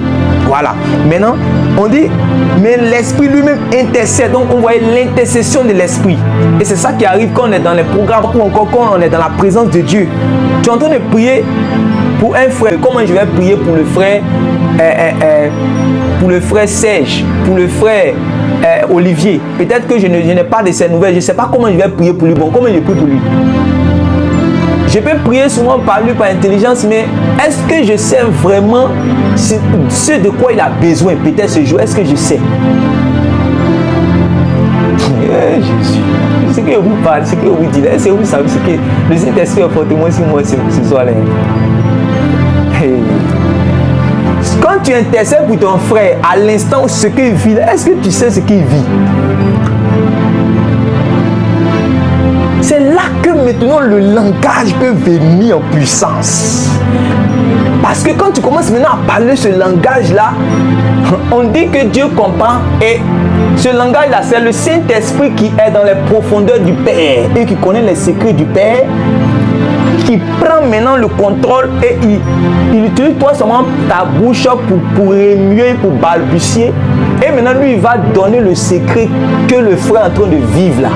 Lui donne ça au secret, il dépose ça devant le Père. C'est magnifique. Vous voulez rater un tel bénéfice dans le corps de Christ? Vous voulez écouter ces gens qui sont en train de minimiser ce don-là parce que quoi? Ils n'ont pas encore expérimenté ces choses. Vous comprenez? en esprit. Qui dit des mystères? Et on vous dit que, mais l'esprit lui-même intercède par des soupirs inexprimables. Et quand il intercède, quand il vient à notre secours, quand il vient pour prier lui-même là, il prie comment? Il va utiliser notre bouche. Mais s'il utilise notre bouche là, c'est pas seulement en français. On dit il y a la prière en esprit. Maintenant, dans la prière en esprit là même là, c'est ce que même ce que mon intelligence ne sait pas de mon frère là, ce que mon intelligence ne sait pas de telle personne, ce qu'il est en train de vivre là, le Saint-Esprit sait ou bien il ne sait pas. Ah, mais si tu laisses à partir de là maintenant l'esprit soupirer par tes lèvres, si tu laisses l'esprit parler réellement ce langage, il va dire des mystères que Dieu sait, que lui sait, que toi tu ne sais pas. C'est trop puissant, c'est trop terrible, c'est trop bon pour toi. C'est pour ça que Paul a dit qu'aux Corinthiens, il dit quand je vous enseigne ça, c'est pas, moi-même je vous dis aspirez, parce que moi-même je parle ce don-là plus que vous tous. Quand il dit parle ce don-là plus que vous tous, vous voyez, vous comprenez par là que il n'est pas en train de parler d'anglais, chinois, ni français. Ça ne peut jamais être ça. Il est en train de dire, puisque vous savez que Paul a une vie aussi de prière. Vous comprenez? Et Paul maintenant montre que quand il va dans les lieux secrets là, quand il prie là, en tout cas, il se recharge dans langue, ses intercessions, ses combats, ses luttes, lui et Épaphras, quand ils sont en prison, quand ils sont dans les endroits en train de chercher la face de Dieu là, c'est ce langage qu'il utilise pour être encore plus fortifié en esprit. Donc, les fruits que vous voyez dans le ministère de l'apôtre Paul avaient pour source quoi? La prière en esprit. La prière par l'esprit. Vous allez voir dans les Écritures ce qu'on appelle la prière par l'esprit et la prière en esprit. Je prie que cela soit votre partage maintenant. Vous êtes en train de m'écouter au nom de Jésus. Je prie que chacun de vous puisse, pour ceux-là qui ont déjà expérimenté, puisse réellement monter encore en esprit dans ces choses. Je ne sais pas si c'était quand je vous en train de vous dire. Je vous dis que il y a un serviteur de Dieu, Enoch Souralais, un aîné. Quand on veut intercéder, il vient chez moi en ce moment. Quand il arrive, j'étais à la psychologie là. Quand il arrive, je sais que c'est la prière en même temps. Donc quand il arrive comme ça là, dès que la nuit tombe, on se met dans le salon. Il y avait un petit salon, on se met dedans. On commence à prier, Et si peut-être il s'est arrêté de prier en langue là, c'est que peut-être c'est pour donner un sujet. Sinon, quand il a fini de donner le sujet là, on est parti. Quand on finit le matin, si jamais du moins il a parlé en français là, c'est que c'est pour me donner sujet. Ou mais si j'ai parlé en français, c'est que c'est pour donner sujet. Après ça, on est parti. On va comprendre là, il est déjà matin. Puis on est bien fatigué, si on doit dormir rapidement pour aller vaquer. Et en ce moment, après ça, quand il partait à Bobo-Doumé ici, c'est terrible. Quand il finit comme ça, directement à Bobo-Doumé, non mais tu peux pas. Il prêche aller-retour, un pinasse, aller-retour, pinasse, aller-retour. Il y a une force surnaturelle qui est dans son corps qu'on ne peut pas comprendre. Je suis allé avec l'homme sur des terrains de croisades. Des miracles que j'ai vus, j'étais étonné. Mais je sais où c'était quitté, dans la prière. Quand on voyait les choses extraordinaires qui se passent, c'est vrai qu'il y a le faux aujourd'hui et il y a beaucoup des gens qui aiment mettre la chair dedans, beaucoup qui veulent forcément aider Dieu, mais il y a des gens vraiment qui ont une vie de prière. Et la plupart des gens qui ont une vie de prière, qui durent dans la prière, pas de ceux qui vont dormir dans la prière, je parle de ceux qui prient là. C'est-à-dire que 90%, 95%, 98% ils prient en langue. Qui peut faire des heures, Vous entendez tel homme de Dieu, vous pensez que c'est un mensonge, vous dites, oh, comment il peut faire 7 heures, il peut faire 7 heures, il peut faire 9 heures, il peut faire 5 heures. Oui, c'est pas mensonge, il fait 5 heures. Jésus a dit à ses disciples, vous n'avez pas fait 1 heure avec moi. En fait, il est étonné que ses disciples n'ont pas pu faire 1 heure avec lui. Vous comprenez? Or, vous savez que notre intelligence à un certain moment peut être limitée. Même quand celui qui parle beaucoup, à un certain moment, son intelligence commence à être limitée. Donc il faut qu'il puisse avoir un secours. Ah oui, quand tu parles beaucoup, à un certain moment, tu oublies, ça commence à se mélanger dans ton esprit. Et tu as besoin d'aide. Donc nous tous, on dit que le Saint-Esprit, il est là pour nous aider au moment où nous serons faibles. Et que nous ne saurons pas ce que nous allons pouvoir demander à Dieu. Et c'est là que lui vient. Maintenant, quand lui vient, si on est dans un esprit d'intercession, parce que la prière a plusieurs niveaux. Il y a la supplication, il y a les intercessions, il y a plusieurs. Vous voyez? Il y a plusieurs niveaux de prière. L'esprit peut t'emmener réellement même à combattre. L'esprit peut t'emmener à... Oui, parce que quelqu'un peut être en train de prier, une personne en train de souffrir, peut-être d'un démon quelque part, et puis réellement il peut prier à distance pour chasser le démon. Là, il est dans un niveau de combat. L'esprit peut être emmené quelqu'un, peut-être en train de prier ici, en train d'intercéder pour que Dieu puisse venir secourir, comme ça s'est passé avec le cas de, comment il s'appelle, Pierre. L'église était en prière. Donc ici, il n'y a pas d'intercession. Il y a plusieurs niveaux. L'esprit, ça peut être un niveau de supplication. Les gens sont dans le péché quelque part, ou bien quelqu'un souffre quelque part. Il a besoin d'être délivré, par exemple. Et tu peux intercéder pour supplier Dieu. L'esprit de supplication, comme c'est écrit dans Zacharie, un esprit de supplication. Donc, l'esprit a plusieurs niveaux. Maintenant, toi, souvent, tu ne sais pas quelle est la situation de telle personne pour qui tu intercèdes. Et c'est là que le Saint-Esprit peut te venir en aide, et c'est par des soupirs inexprimables. Est-ce que tu comprends ça? Par des soupirs inexprimables. Donc n'oublie jamais que ces dons-là, ce n'est pas parce que l'apôtre Paul a dit dans 1 Corinthiens chapitre 14 que la prophétie est importante et est mieux, puisque la prophétie, quand on prophétise, on va venir prophétiser en langue intelligible. C'est pour ça que ça va édifier facilement les gens, ça va instruire facilement. Quand je vous enseigne, est-ce que je vous enseigne en langue? Si je vous enseigne en langue, voilà, vous n'allez pas comprendre, puisque si je ne peux pas vous enseigner en langue, je dois vous enseigner dans un langage que vous pouvez comprendre. Voilà, c'est pour ça que Paul a dit que il faut mieux prophétiser. Voilà, mais lui, quand il est dans le lieu secret, il cherche la face de Dieu.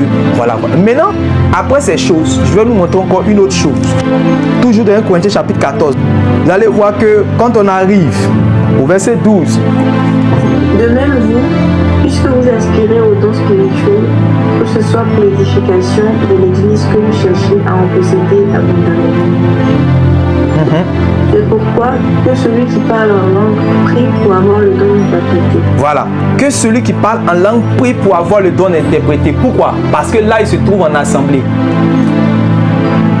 Est-ce que vous voyez? Là, il se trouve en assemblée. Et si il parle en langue, il s'édifie seulement lui seul. Or, les dons nous ont été donnés pour l'utilité commune selon 1 Corinthiens chapitre 12, verset 7. N'oubliez pas ce verset qu'on a lu. 1 Corinthiens chapitre 12, verset 7 dit: or, la manifestation de l'esprit a été donnée pour l'utilité commune. Ça veut dire qu'une fois que je viens dans l'assemblée, même si mon don des langues est extrême et poussé, je dois toujours prier pour que Dieu me donne le don aussi d'interprétation. De sorte à ce que quand je commence à dire des excellentes actions de grâce à Dieu, là, quand je commence à dire des excellentes actions de grâce à Dieu, je puisse au moins parler à mon frère pour lui être aussi utile. C'est pour cela que les dons d'interprétation aussi le don. Maintenant, il y a des gens dans l'église à qui Dieu a donné cette grâce. De même qu'il a donné aux uns d'avoir le don du discernement des esprits, il y a d'autres à qui il a donné le don d'interprétation des langues. Maintenant, les gens ont pensé que le don d'interprétation des langues, c'est le fait de comprendre chinois, c'est le fait de comprendre baoulé, c'est le fait de comprendre russe. D'autres même ont pensé que c'est le fait de pouvoir interpréter ou bien traduire. Donc les gens, par exemple, si j'arrive en Allemagne, que je commence à prêcher, qu'il y a un frère qui arrive à traduire chez lui, c'est ça qu'on appelle parler en langue. Les gens, tellement ils ne veulent pas être humbles pour rentrer dans la promesse que Dieu veut leur communiquer, chacun commence à donner des interprétations particulières. Vous voyez? Quand on dit l'interprétation des langues d'ici là, les mystères que la personne est en train de dire là, Dieu a donné la capacité à certains d'être connectés de sorte à pouvoir comprendre ce langage mystérieux là. Malgré c'est mystérieux, le Seigneur lui a donné le don d'interprétation et il arrive à traduire cela. Ça nous arrive, des fois qu'on fait les programmes, le Saint-Esprit est en train d'utiliser quelqu'un là-bas, on dit le Seigneur va parler. Pendant qu'il est en train de parler, mais quand il parle, ce n'est pas en français qu'il parle, il commence à parler en d'autres langues, il parle en d'autres langues, et quand il parle en d'autres langues, nous on reçoit un message de Dieu. Et quand je reçois le message de Dieu, ça peut être pour une personne qui est dans l'assemblée ici. Ça se passe facilement. Pendant qu'il est en train de prophétiser, ce qu'il est en train de dire là, c'est une prophétie, mais quand c'est venu, c'est pas venu en français. C'est venu en une langue inconnue. Mais celui qui a le don d'interprétation, pendant que lui, les gens sont en train d'entendre le langage inconnu, lui, il entend un message de Dieu. Maintenant, lui, son rôle, ça sera maintenant de dire ce qu'il reçoit comme message pendant que l'autre est en train de dire des mystères. Et quand il dit, ça devient une prophétie.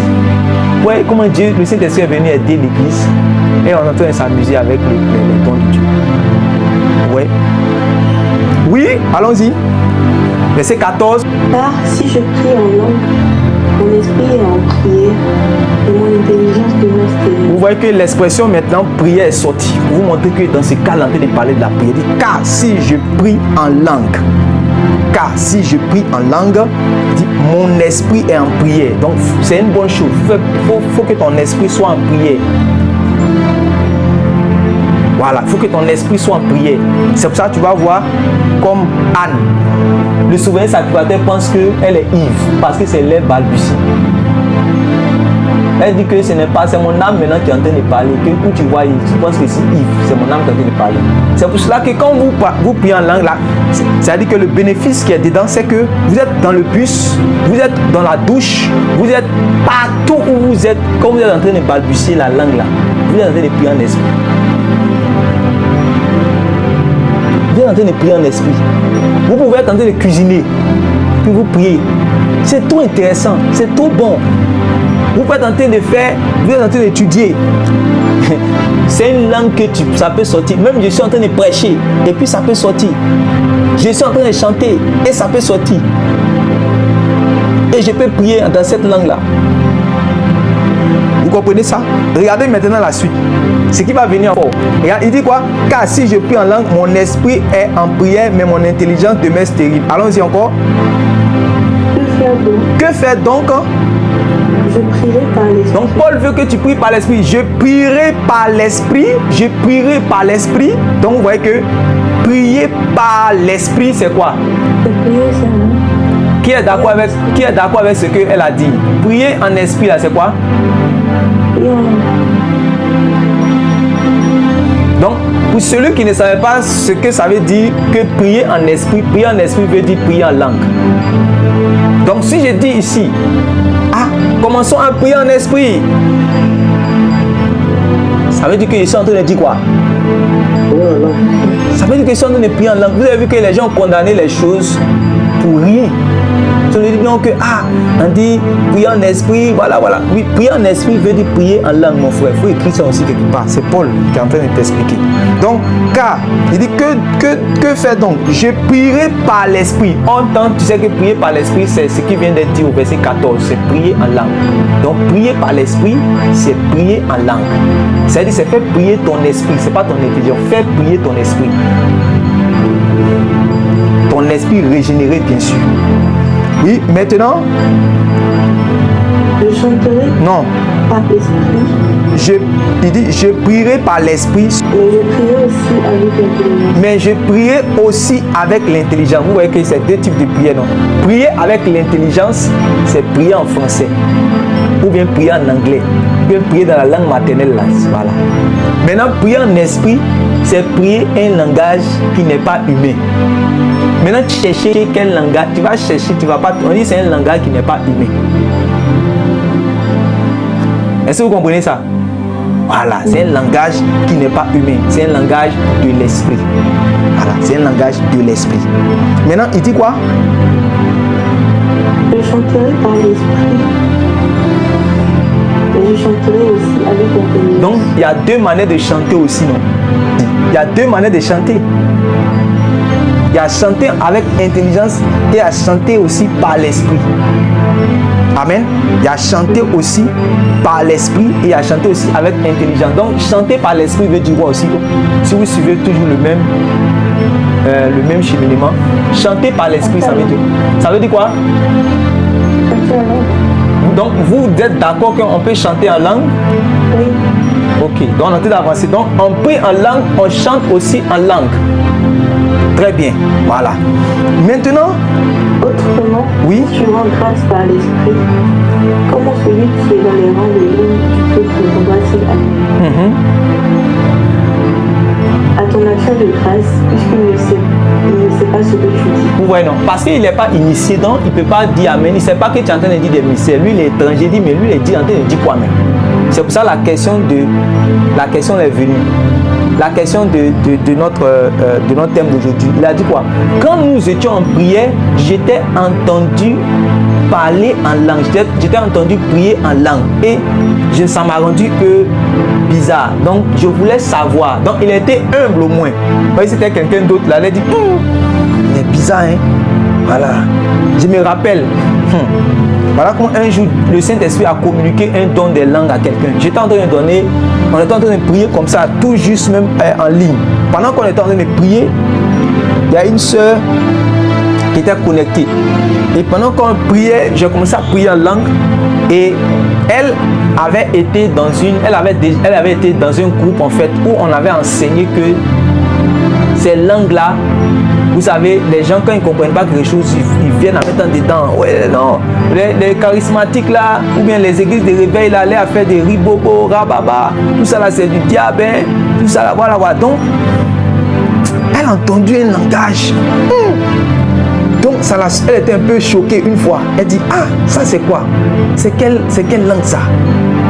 Mais en même temps, elle ne peut pas dire c'est faux parce qu'elle connaît mes fruits en matière de caractère en Christ. Et puis elle sait comment je sais le Seigneur. Donc elle sait que je ne suis pas faux. Mais elle s'est dit, mais comment? C'est ça qui l'a maintenu en fait. Sinon, si c'était pas ça là, si c'était pour la première fois il y a longtemps, elle était déjà déconnectée même pour partir. Mais en temps, elle sait que lui là, il ne peut pas être un faux parce que depuis que je suis là, en tout cas, les messages qu'il prêche et puis sa vie là, c'est conforme à Jésus, donc il n'est pas faux. Donc, d'abord, c'est ça qui a fait qu'elle s'est maîtrisée un peu. Mais quand même, elle a posé une question au Saint-Esprit étant derrière l'écran. Elle a dit, Saint-Esprit, si vraiment c'est toi qui es en train d'utiliser, si vraiment ce qu'ils sont en train de faire là, c'est de toi là, si c'est toi là. En 5 minutes, en tout cas, moi j'ai 5 minutes ici. Si je veux que en fait, il puisse dire telle chose. Sinon il ne dit pas ça, en tout cas, moi, je ne crois pas à ce qui se passe. Puisqu'elle avait déjà entendu un enseignement qui a déjà déconstruit ça. Est-ce que vous comprenez? Donc, pendant que je priais, avant que les 5 minutes allaient arriver, dès qu'on a arrêté la prière, le Saint-Esprit a commencé à donner des paroles sur elle. Et ce qu'elle a dit dans sa prière là, c'est ça que le Saint-Esprit réellement a fait sortir immédiatement. Et par la grâce de Dieu, elle était humble, elle s'est confessée, elle a dit que véritablement, quand on était en train de prier, elle était en train de prier, elle était en train de demander est-ce que c'était ça, tout, mais elle voulait se déconnecter, mais en même temps, elle a compris que non, moi je ne suis pas faux. Et que l'assemblée là, ce sont des gens qui sont bien, qui croient en Dieu, qui essaient de se forcer de marcher d'une manière digne de l'évangile, que vraiment, attends, elle va continuer encore. Donc quand elle est restée, c'est là maintenant que le Saint-Esprit, quand elle a fait le sujet de prière, le Saint-Esprit a fait sortir immédiatement ce sujet de prière là. Qui était une chose qui était cachée dans sa vie. Et à partir de là, elle s'est confessée. Quand elle s'est confessée, il lui a dit que est-ce que tu veux expérimenter ça cette nuit? Cette nuit-là même. Est-ce que tu veux expérimenter ça? Je parle à quelqu'un qui est ici qui n'a pas encore expérimenté, qui veut expérimenter. Cette nuit-là, est-ce que tu veux l'expérimenter? Jésus-Christ est le même hier, aujourd'hui, éternellement. Sa parole court avec vitesse. Il n'est pas limité selon le temps et l'espace. C'est-à-dire qu'actuellement où il est là, il est dans ta chambre. Il est apparu à 500 frères à la fois. C'est-à-dire qu'il apparaît à la même seconde, il apparaît à tel frère Jonas, il apparaît en même temps à tel frère Élie quelque part là-bas, il apparaît en même temps à tel frère Jacques qui est là-bas. Donc, le Seigneur est puissant pour le faire. À l'heure où je parle, tu peux expérimenter même derrière ton écran, si ton esprit est ouvert. Donc pendant que réellement j'ai dit ces choses-là, cette nuit même, le Saint-Esprit est tombé sur elle, a commencé à voir les choses cachées qui étaient dans sa vie. Elle a commencé à goûter aux choses de l'Esprit. Certaines personnes m'ont donné juste certaines prédications où j'étais, certaines vidéos, mais certains audios où j'étais simplement en prière. Je dis, tu veux prier en langue, mais tu veux prophétiser dans ta vie, mais tu veux prier en langue. Écoute, quand tu finis d'écouter, va prier. Ou bien pendant que tu pries, mets ça, écoute. Le Saint-Esprit va se charger du reste. Et le Saint-Esprit fait son travail. Il y avait d'autres à qui ne croyaient pas dans la prophétie, ni au parler en d'autres langues. Elle s'était moquée même d'un frère. Après la prière, elle ne croyait pas. Elle dit, ah, c'est là, ils ont en train de parler, c'est quelle langue bizarre là. Elle était en train de se moquer. Une fois pendant une réunion, le Saint-Esprit me dit, appelle là. Je l'appelle, elle vient. Je lui ai dit, toi, ce que le Saint-Esprit va faire avec toi. C'est-à-dire, quand tu vois les gens qui sont en train de parler en langue, mais ils sont en train de prophétiser, tu ne crois pas. Mais tu vas voir comment l'Esprit toi-même va te... C'est-à-dire qu'il n'y a pas dit, c'est comme une humiliation. Quand il va te donner la pour toi, ça sera comme une humiliation. Il faut regarder. Elle ne croyait pas. Jusqu'à ce qu'un jour, peut-être certains frères qui sont connectés même savent de qui ils parlent. On était en une réunion d'assemblée. Elle était assise derrière. Quand le Saint-Esprit est venu chez elle, elle a parlé en langue, ça ne s'arrête pas pendant 2 jours. C'est-à-dire, et puis les langues sont venues sur elle, elle est là, elle parle. Si on pouvait faire un enregistrement pour lui donner, elle ne peut plus jamais se moquer de quelqu'un dans sa vie encore qui parle en langue. C'est-à-dire, nous, on me demande pardon. Moi-même ce jour-là, réunion là, je suis allé derrière, je demande à l'Esprit, je dis Saint-Esprit, saisis-la afin qu'elle puisse se calmer. Et puis l'Esprit me dit, l'Esprit est en train de me dire en même temps que je vais l'humilier. Avec le don d'énergie, je vais l'humilier. Ce qu'elle ne veut pas que ça sorte dans sa bouche, ça va sortir jusqu'à ce que même. C'est-à-dire, elle a commencé à parler maintenant. Rita, maman, qu'elle a commencé à dire tout ce qu'elle dit que c'est faux là. Ça sort seulement, elle ne s'arrête pas. Moi-même, je prie pour demander à l'Esprit, dit, cet esprit pardonne, cet esprit dit, mon fils, laisse. Elle va comprendre. Elle a parlé. Réunion, mais on était obligé de la prendre pour la mettre dehors. C'est moi qui comprenais ce que l'esprit est en train de faire. C'est après, elle lui a dit, tu as vu ce que l'esprit a fait? Elle a confessé à tout le monde que elle s'était moquée de tel frère qui parlait en langue, que vraiment elle se disait comment l'esprit peut agiter quelqu'un, que l'esprit peut faire. Elle ne croyait pas aux choses de l'esprit. Pour toi, je ne veux pas que ça soit dans une dimension d'humiliation. Je veux que ce soit dans une dimension de foi. Il faut croire. Le Saint-Esprit réellement va faire cela avec toi. C'est une chose qui est pas. On dit ceux qui étaient comme des enfants, ils ont cru. Oh, le problème c'est quoi? Le problème avec ce que nous sommes en train de prêcher, c'est que quand quelqu'un a déjà entendu un enseignement qui est contraire à ce que nous sommes en train de dire ici, c'est difficile pour lui de manifester parce qu'il a déjà des idées préconçues, il a déjà des positions, il est déjà braqué. Donc, il y a 2 choses. Soit il doit désapprendre pour être comme un enfant, soit il doit confesser que j'avais dit telle chose contre l'esprit, donc aujourd'hui je veux être neutre. Je vais enlever ça dans mon esprit, je vais être neutre maintenant pour que l'esprit maintenant vienne. Voilà. Et je suis sûr que pour ceux qui parlent aujourd'hui contre ces choses-là, avant qu'ils soient entrés nouvellement dans la foi, ils n'étaient pas contre ça. C'est le jour qu'ils ont commencé à rentrer dans un certain pays, ils ont commencé à dire telle chose sur ça. Et puis bon, ils ont commencé à eux aussi se mettre avec les autres pour parler contre tous ceux qui font des choses qu'ils ne comprennent pas. Ce n'est pas parce que tu ne comprends pas quelque chose que ça veut dire que c'est faux. C'est parce que simplement tu n'es pas initié à la chose. Est-ce que tu comprends ça? C'est parce que simplement tu n'es pas initié à la chose. Mais le Seigneur est en train de te faire comprendre que c'est ton partage. Est-ce qu'il y a un frère, il y a une soeur qui a une difficulté encore après ce que nous sommes en train de voir, qui veut comprendre quelque chose qu'il ne comprend pas clairement? Le Saint-Esprit va t'aider. Donc, le parler en langue, il ne faut pas que quelqu'un pense que ça est joli, ça sera joli. Que, en fait, tu dois briser tout ce qui est honte d'abord. Parce que tu dis que, quand je vais dire Rakolo, Kolo, Santo, Kobolo, Randela, Basrai, Toklo, Kadiba. Ils vont dire, mais c'est quoi ça là? Justement, ils ne peuvent pas comprendre, c'est des mystères.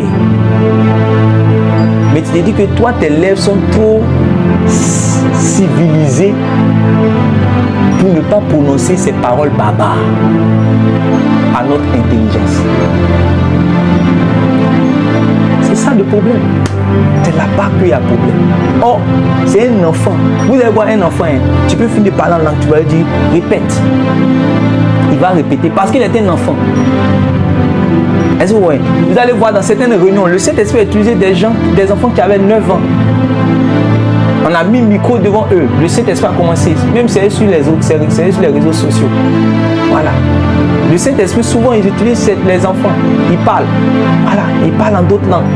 Des enfants de 9 ans, 13 ans. Parce qu'ils sont simples. Ils sont simples dans le cœur. Ils sont simples. Ils n'ont pas de...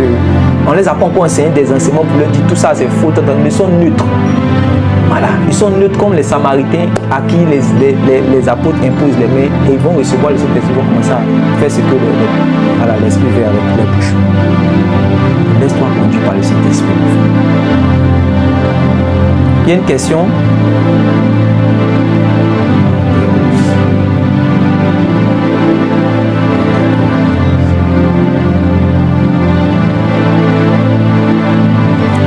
Tout le monde, ça va? Oui, quelqu'un veut parler? Oui.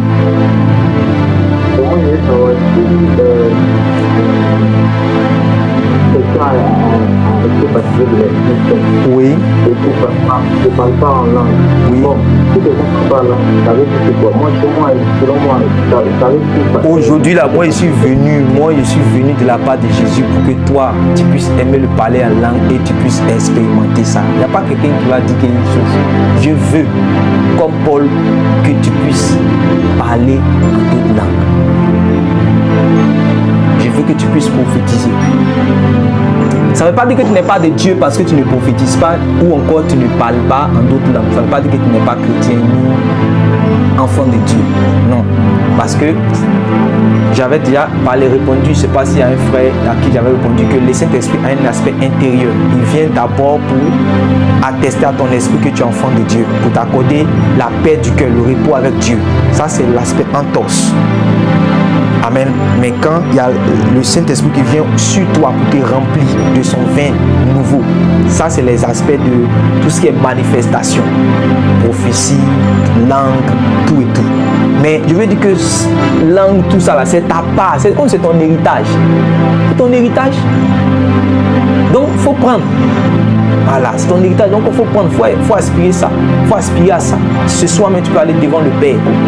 Il va te donner ça. Qu'est-ce qu'il a dit? Il a dit que les pères qui sont sur la terre là, ils sont méchants, mais ils donnent les choses à leurs enfants. À combien de fois de raison lui ne donnera pas le Saint-Esprit? Mais le Saint-Esprit avec tout ce que le Saint-Esprit vient avec. Donc c'est ta part. Amen.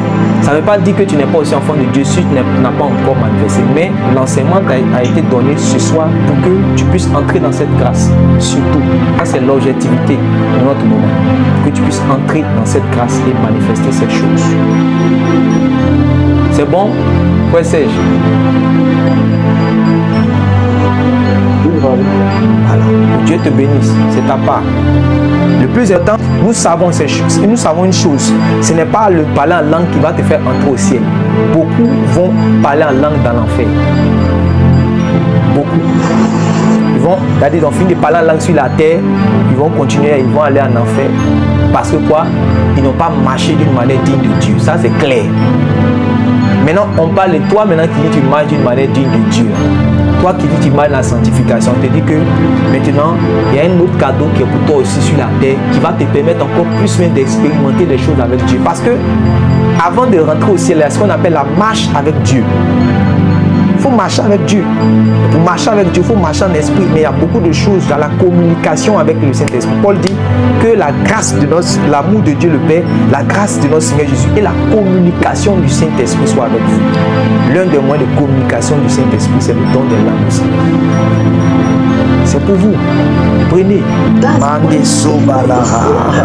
Recevoir cette grâce dans le nom puissant de Jésus. Mande Robala Clara, Nelo Samaria Dana. Recevoir cela dans le nom Ko Maro Pashkinala. Dieu Père qui bénit Tu es le Dieu qui rend.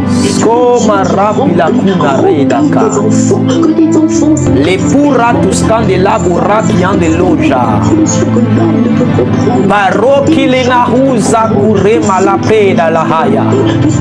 Waino bro le fati lusha le klura benakobo boborakala.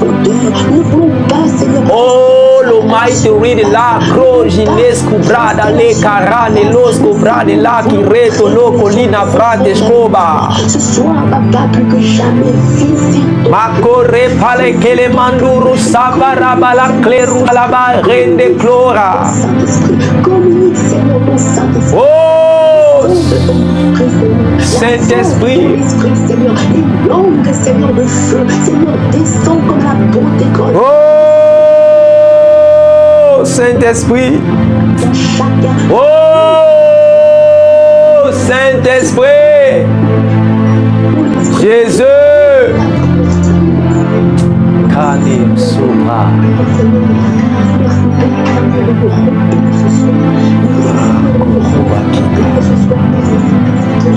Oh!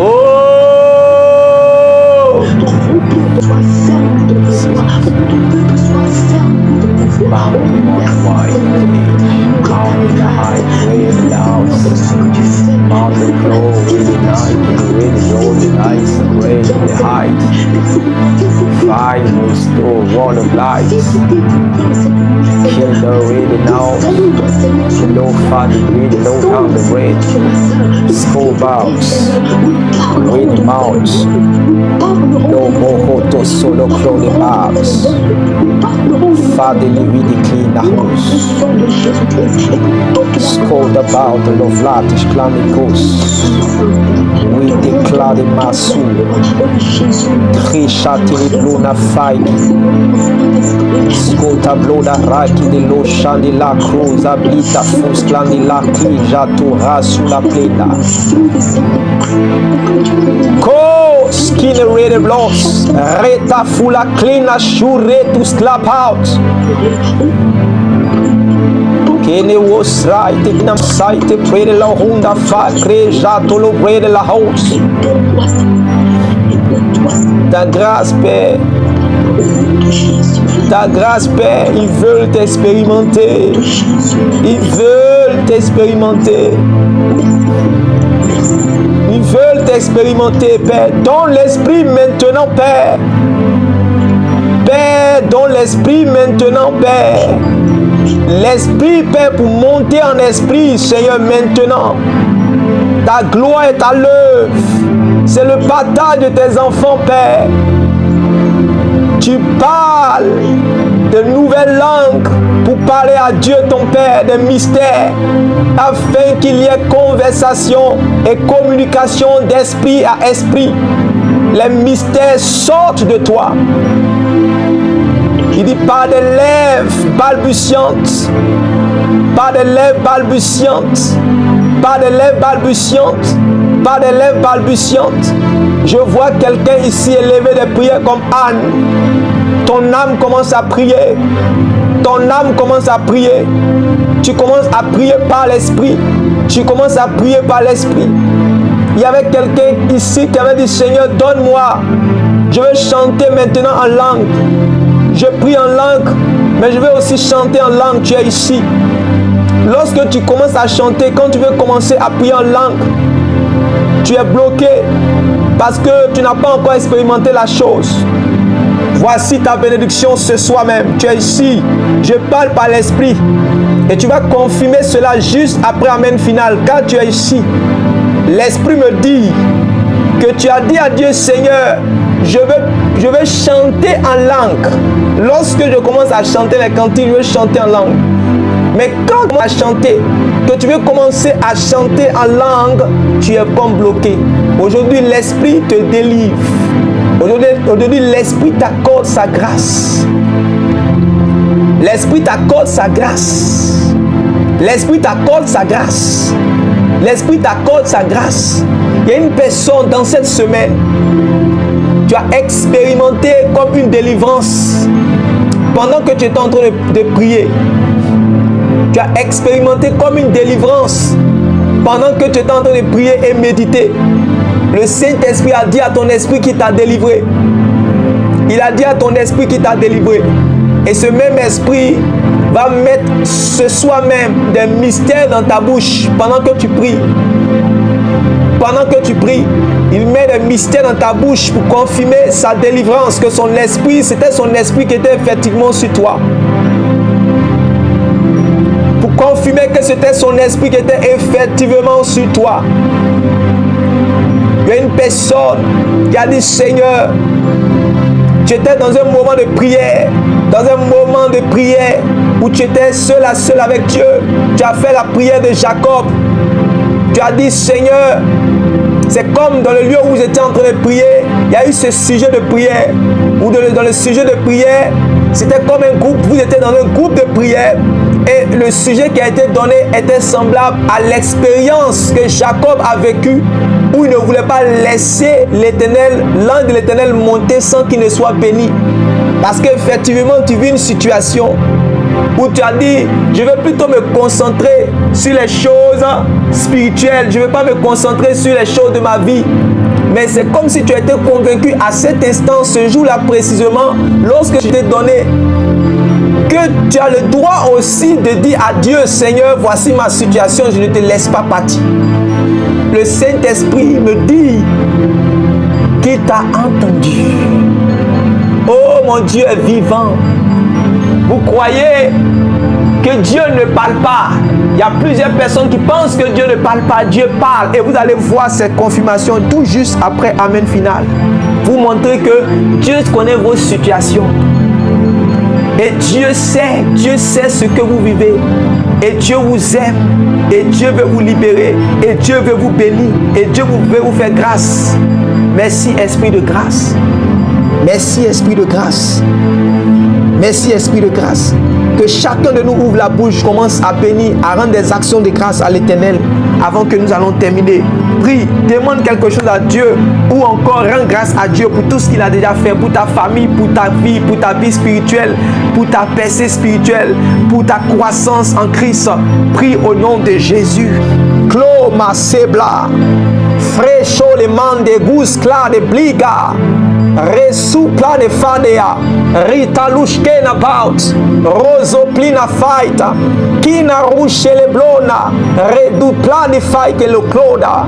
I was with the clothes, Retabalu cloda, Fapina rushka la clean with the blood, Redupano water bleed a corners, you water fly in the shy the bread house, Rito plan the clubas, and the way the boat, and the cado loza, and the really look uno wiskla de shida retolo mande wida aile widi pride loza ene kula kina brida ai wuze frakine kluje ai kolo mande broda ai was kina reta mede the wida ke ratu stande laida allo sumende kloba rita bolo kluna faike loza riche le cloni ride loza. Père, je prie que tu fasses monter leur énergie spirituelle dans la prière. Oh, il fait monter ton énergie spirituelle dans la prière. Tes temps de prière commencent à augmenter. Tes temps de prière commencent à augmenter. Tes temps de prière commencent à augmenter. Tes temps de prière commencent à augmenter. Tes temps de prière commencent à augmenter. Tes temps de prière commencent à augmenter. Tes temps de prière commencent à augmenter. L'amour de la prière commence à remplir ton cœur. L'amour de la prière commence à remplir ton cœur. Une personne avait un projet personnel. Un projet personnel dans la fin réellement dans la fin de l'année, un projet sérieux personnel dans la fin de l'année, et il y avait des inquiétudes. Mais le Seigneur te donne de l'assurance. Le Seigneur t'a donné comme de l'assurance. Pas il t'a donné même. Il t'a donné de l'assurance pour te dire qu'il gère la chose.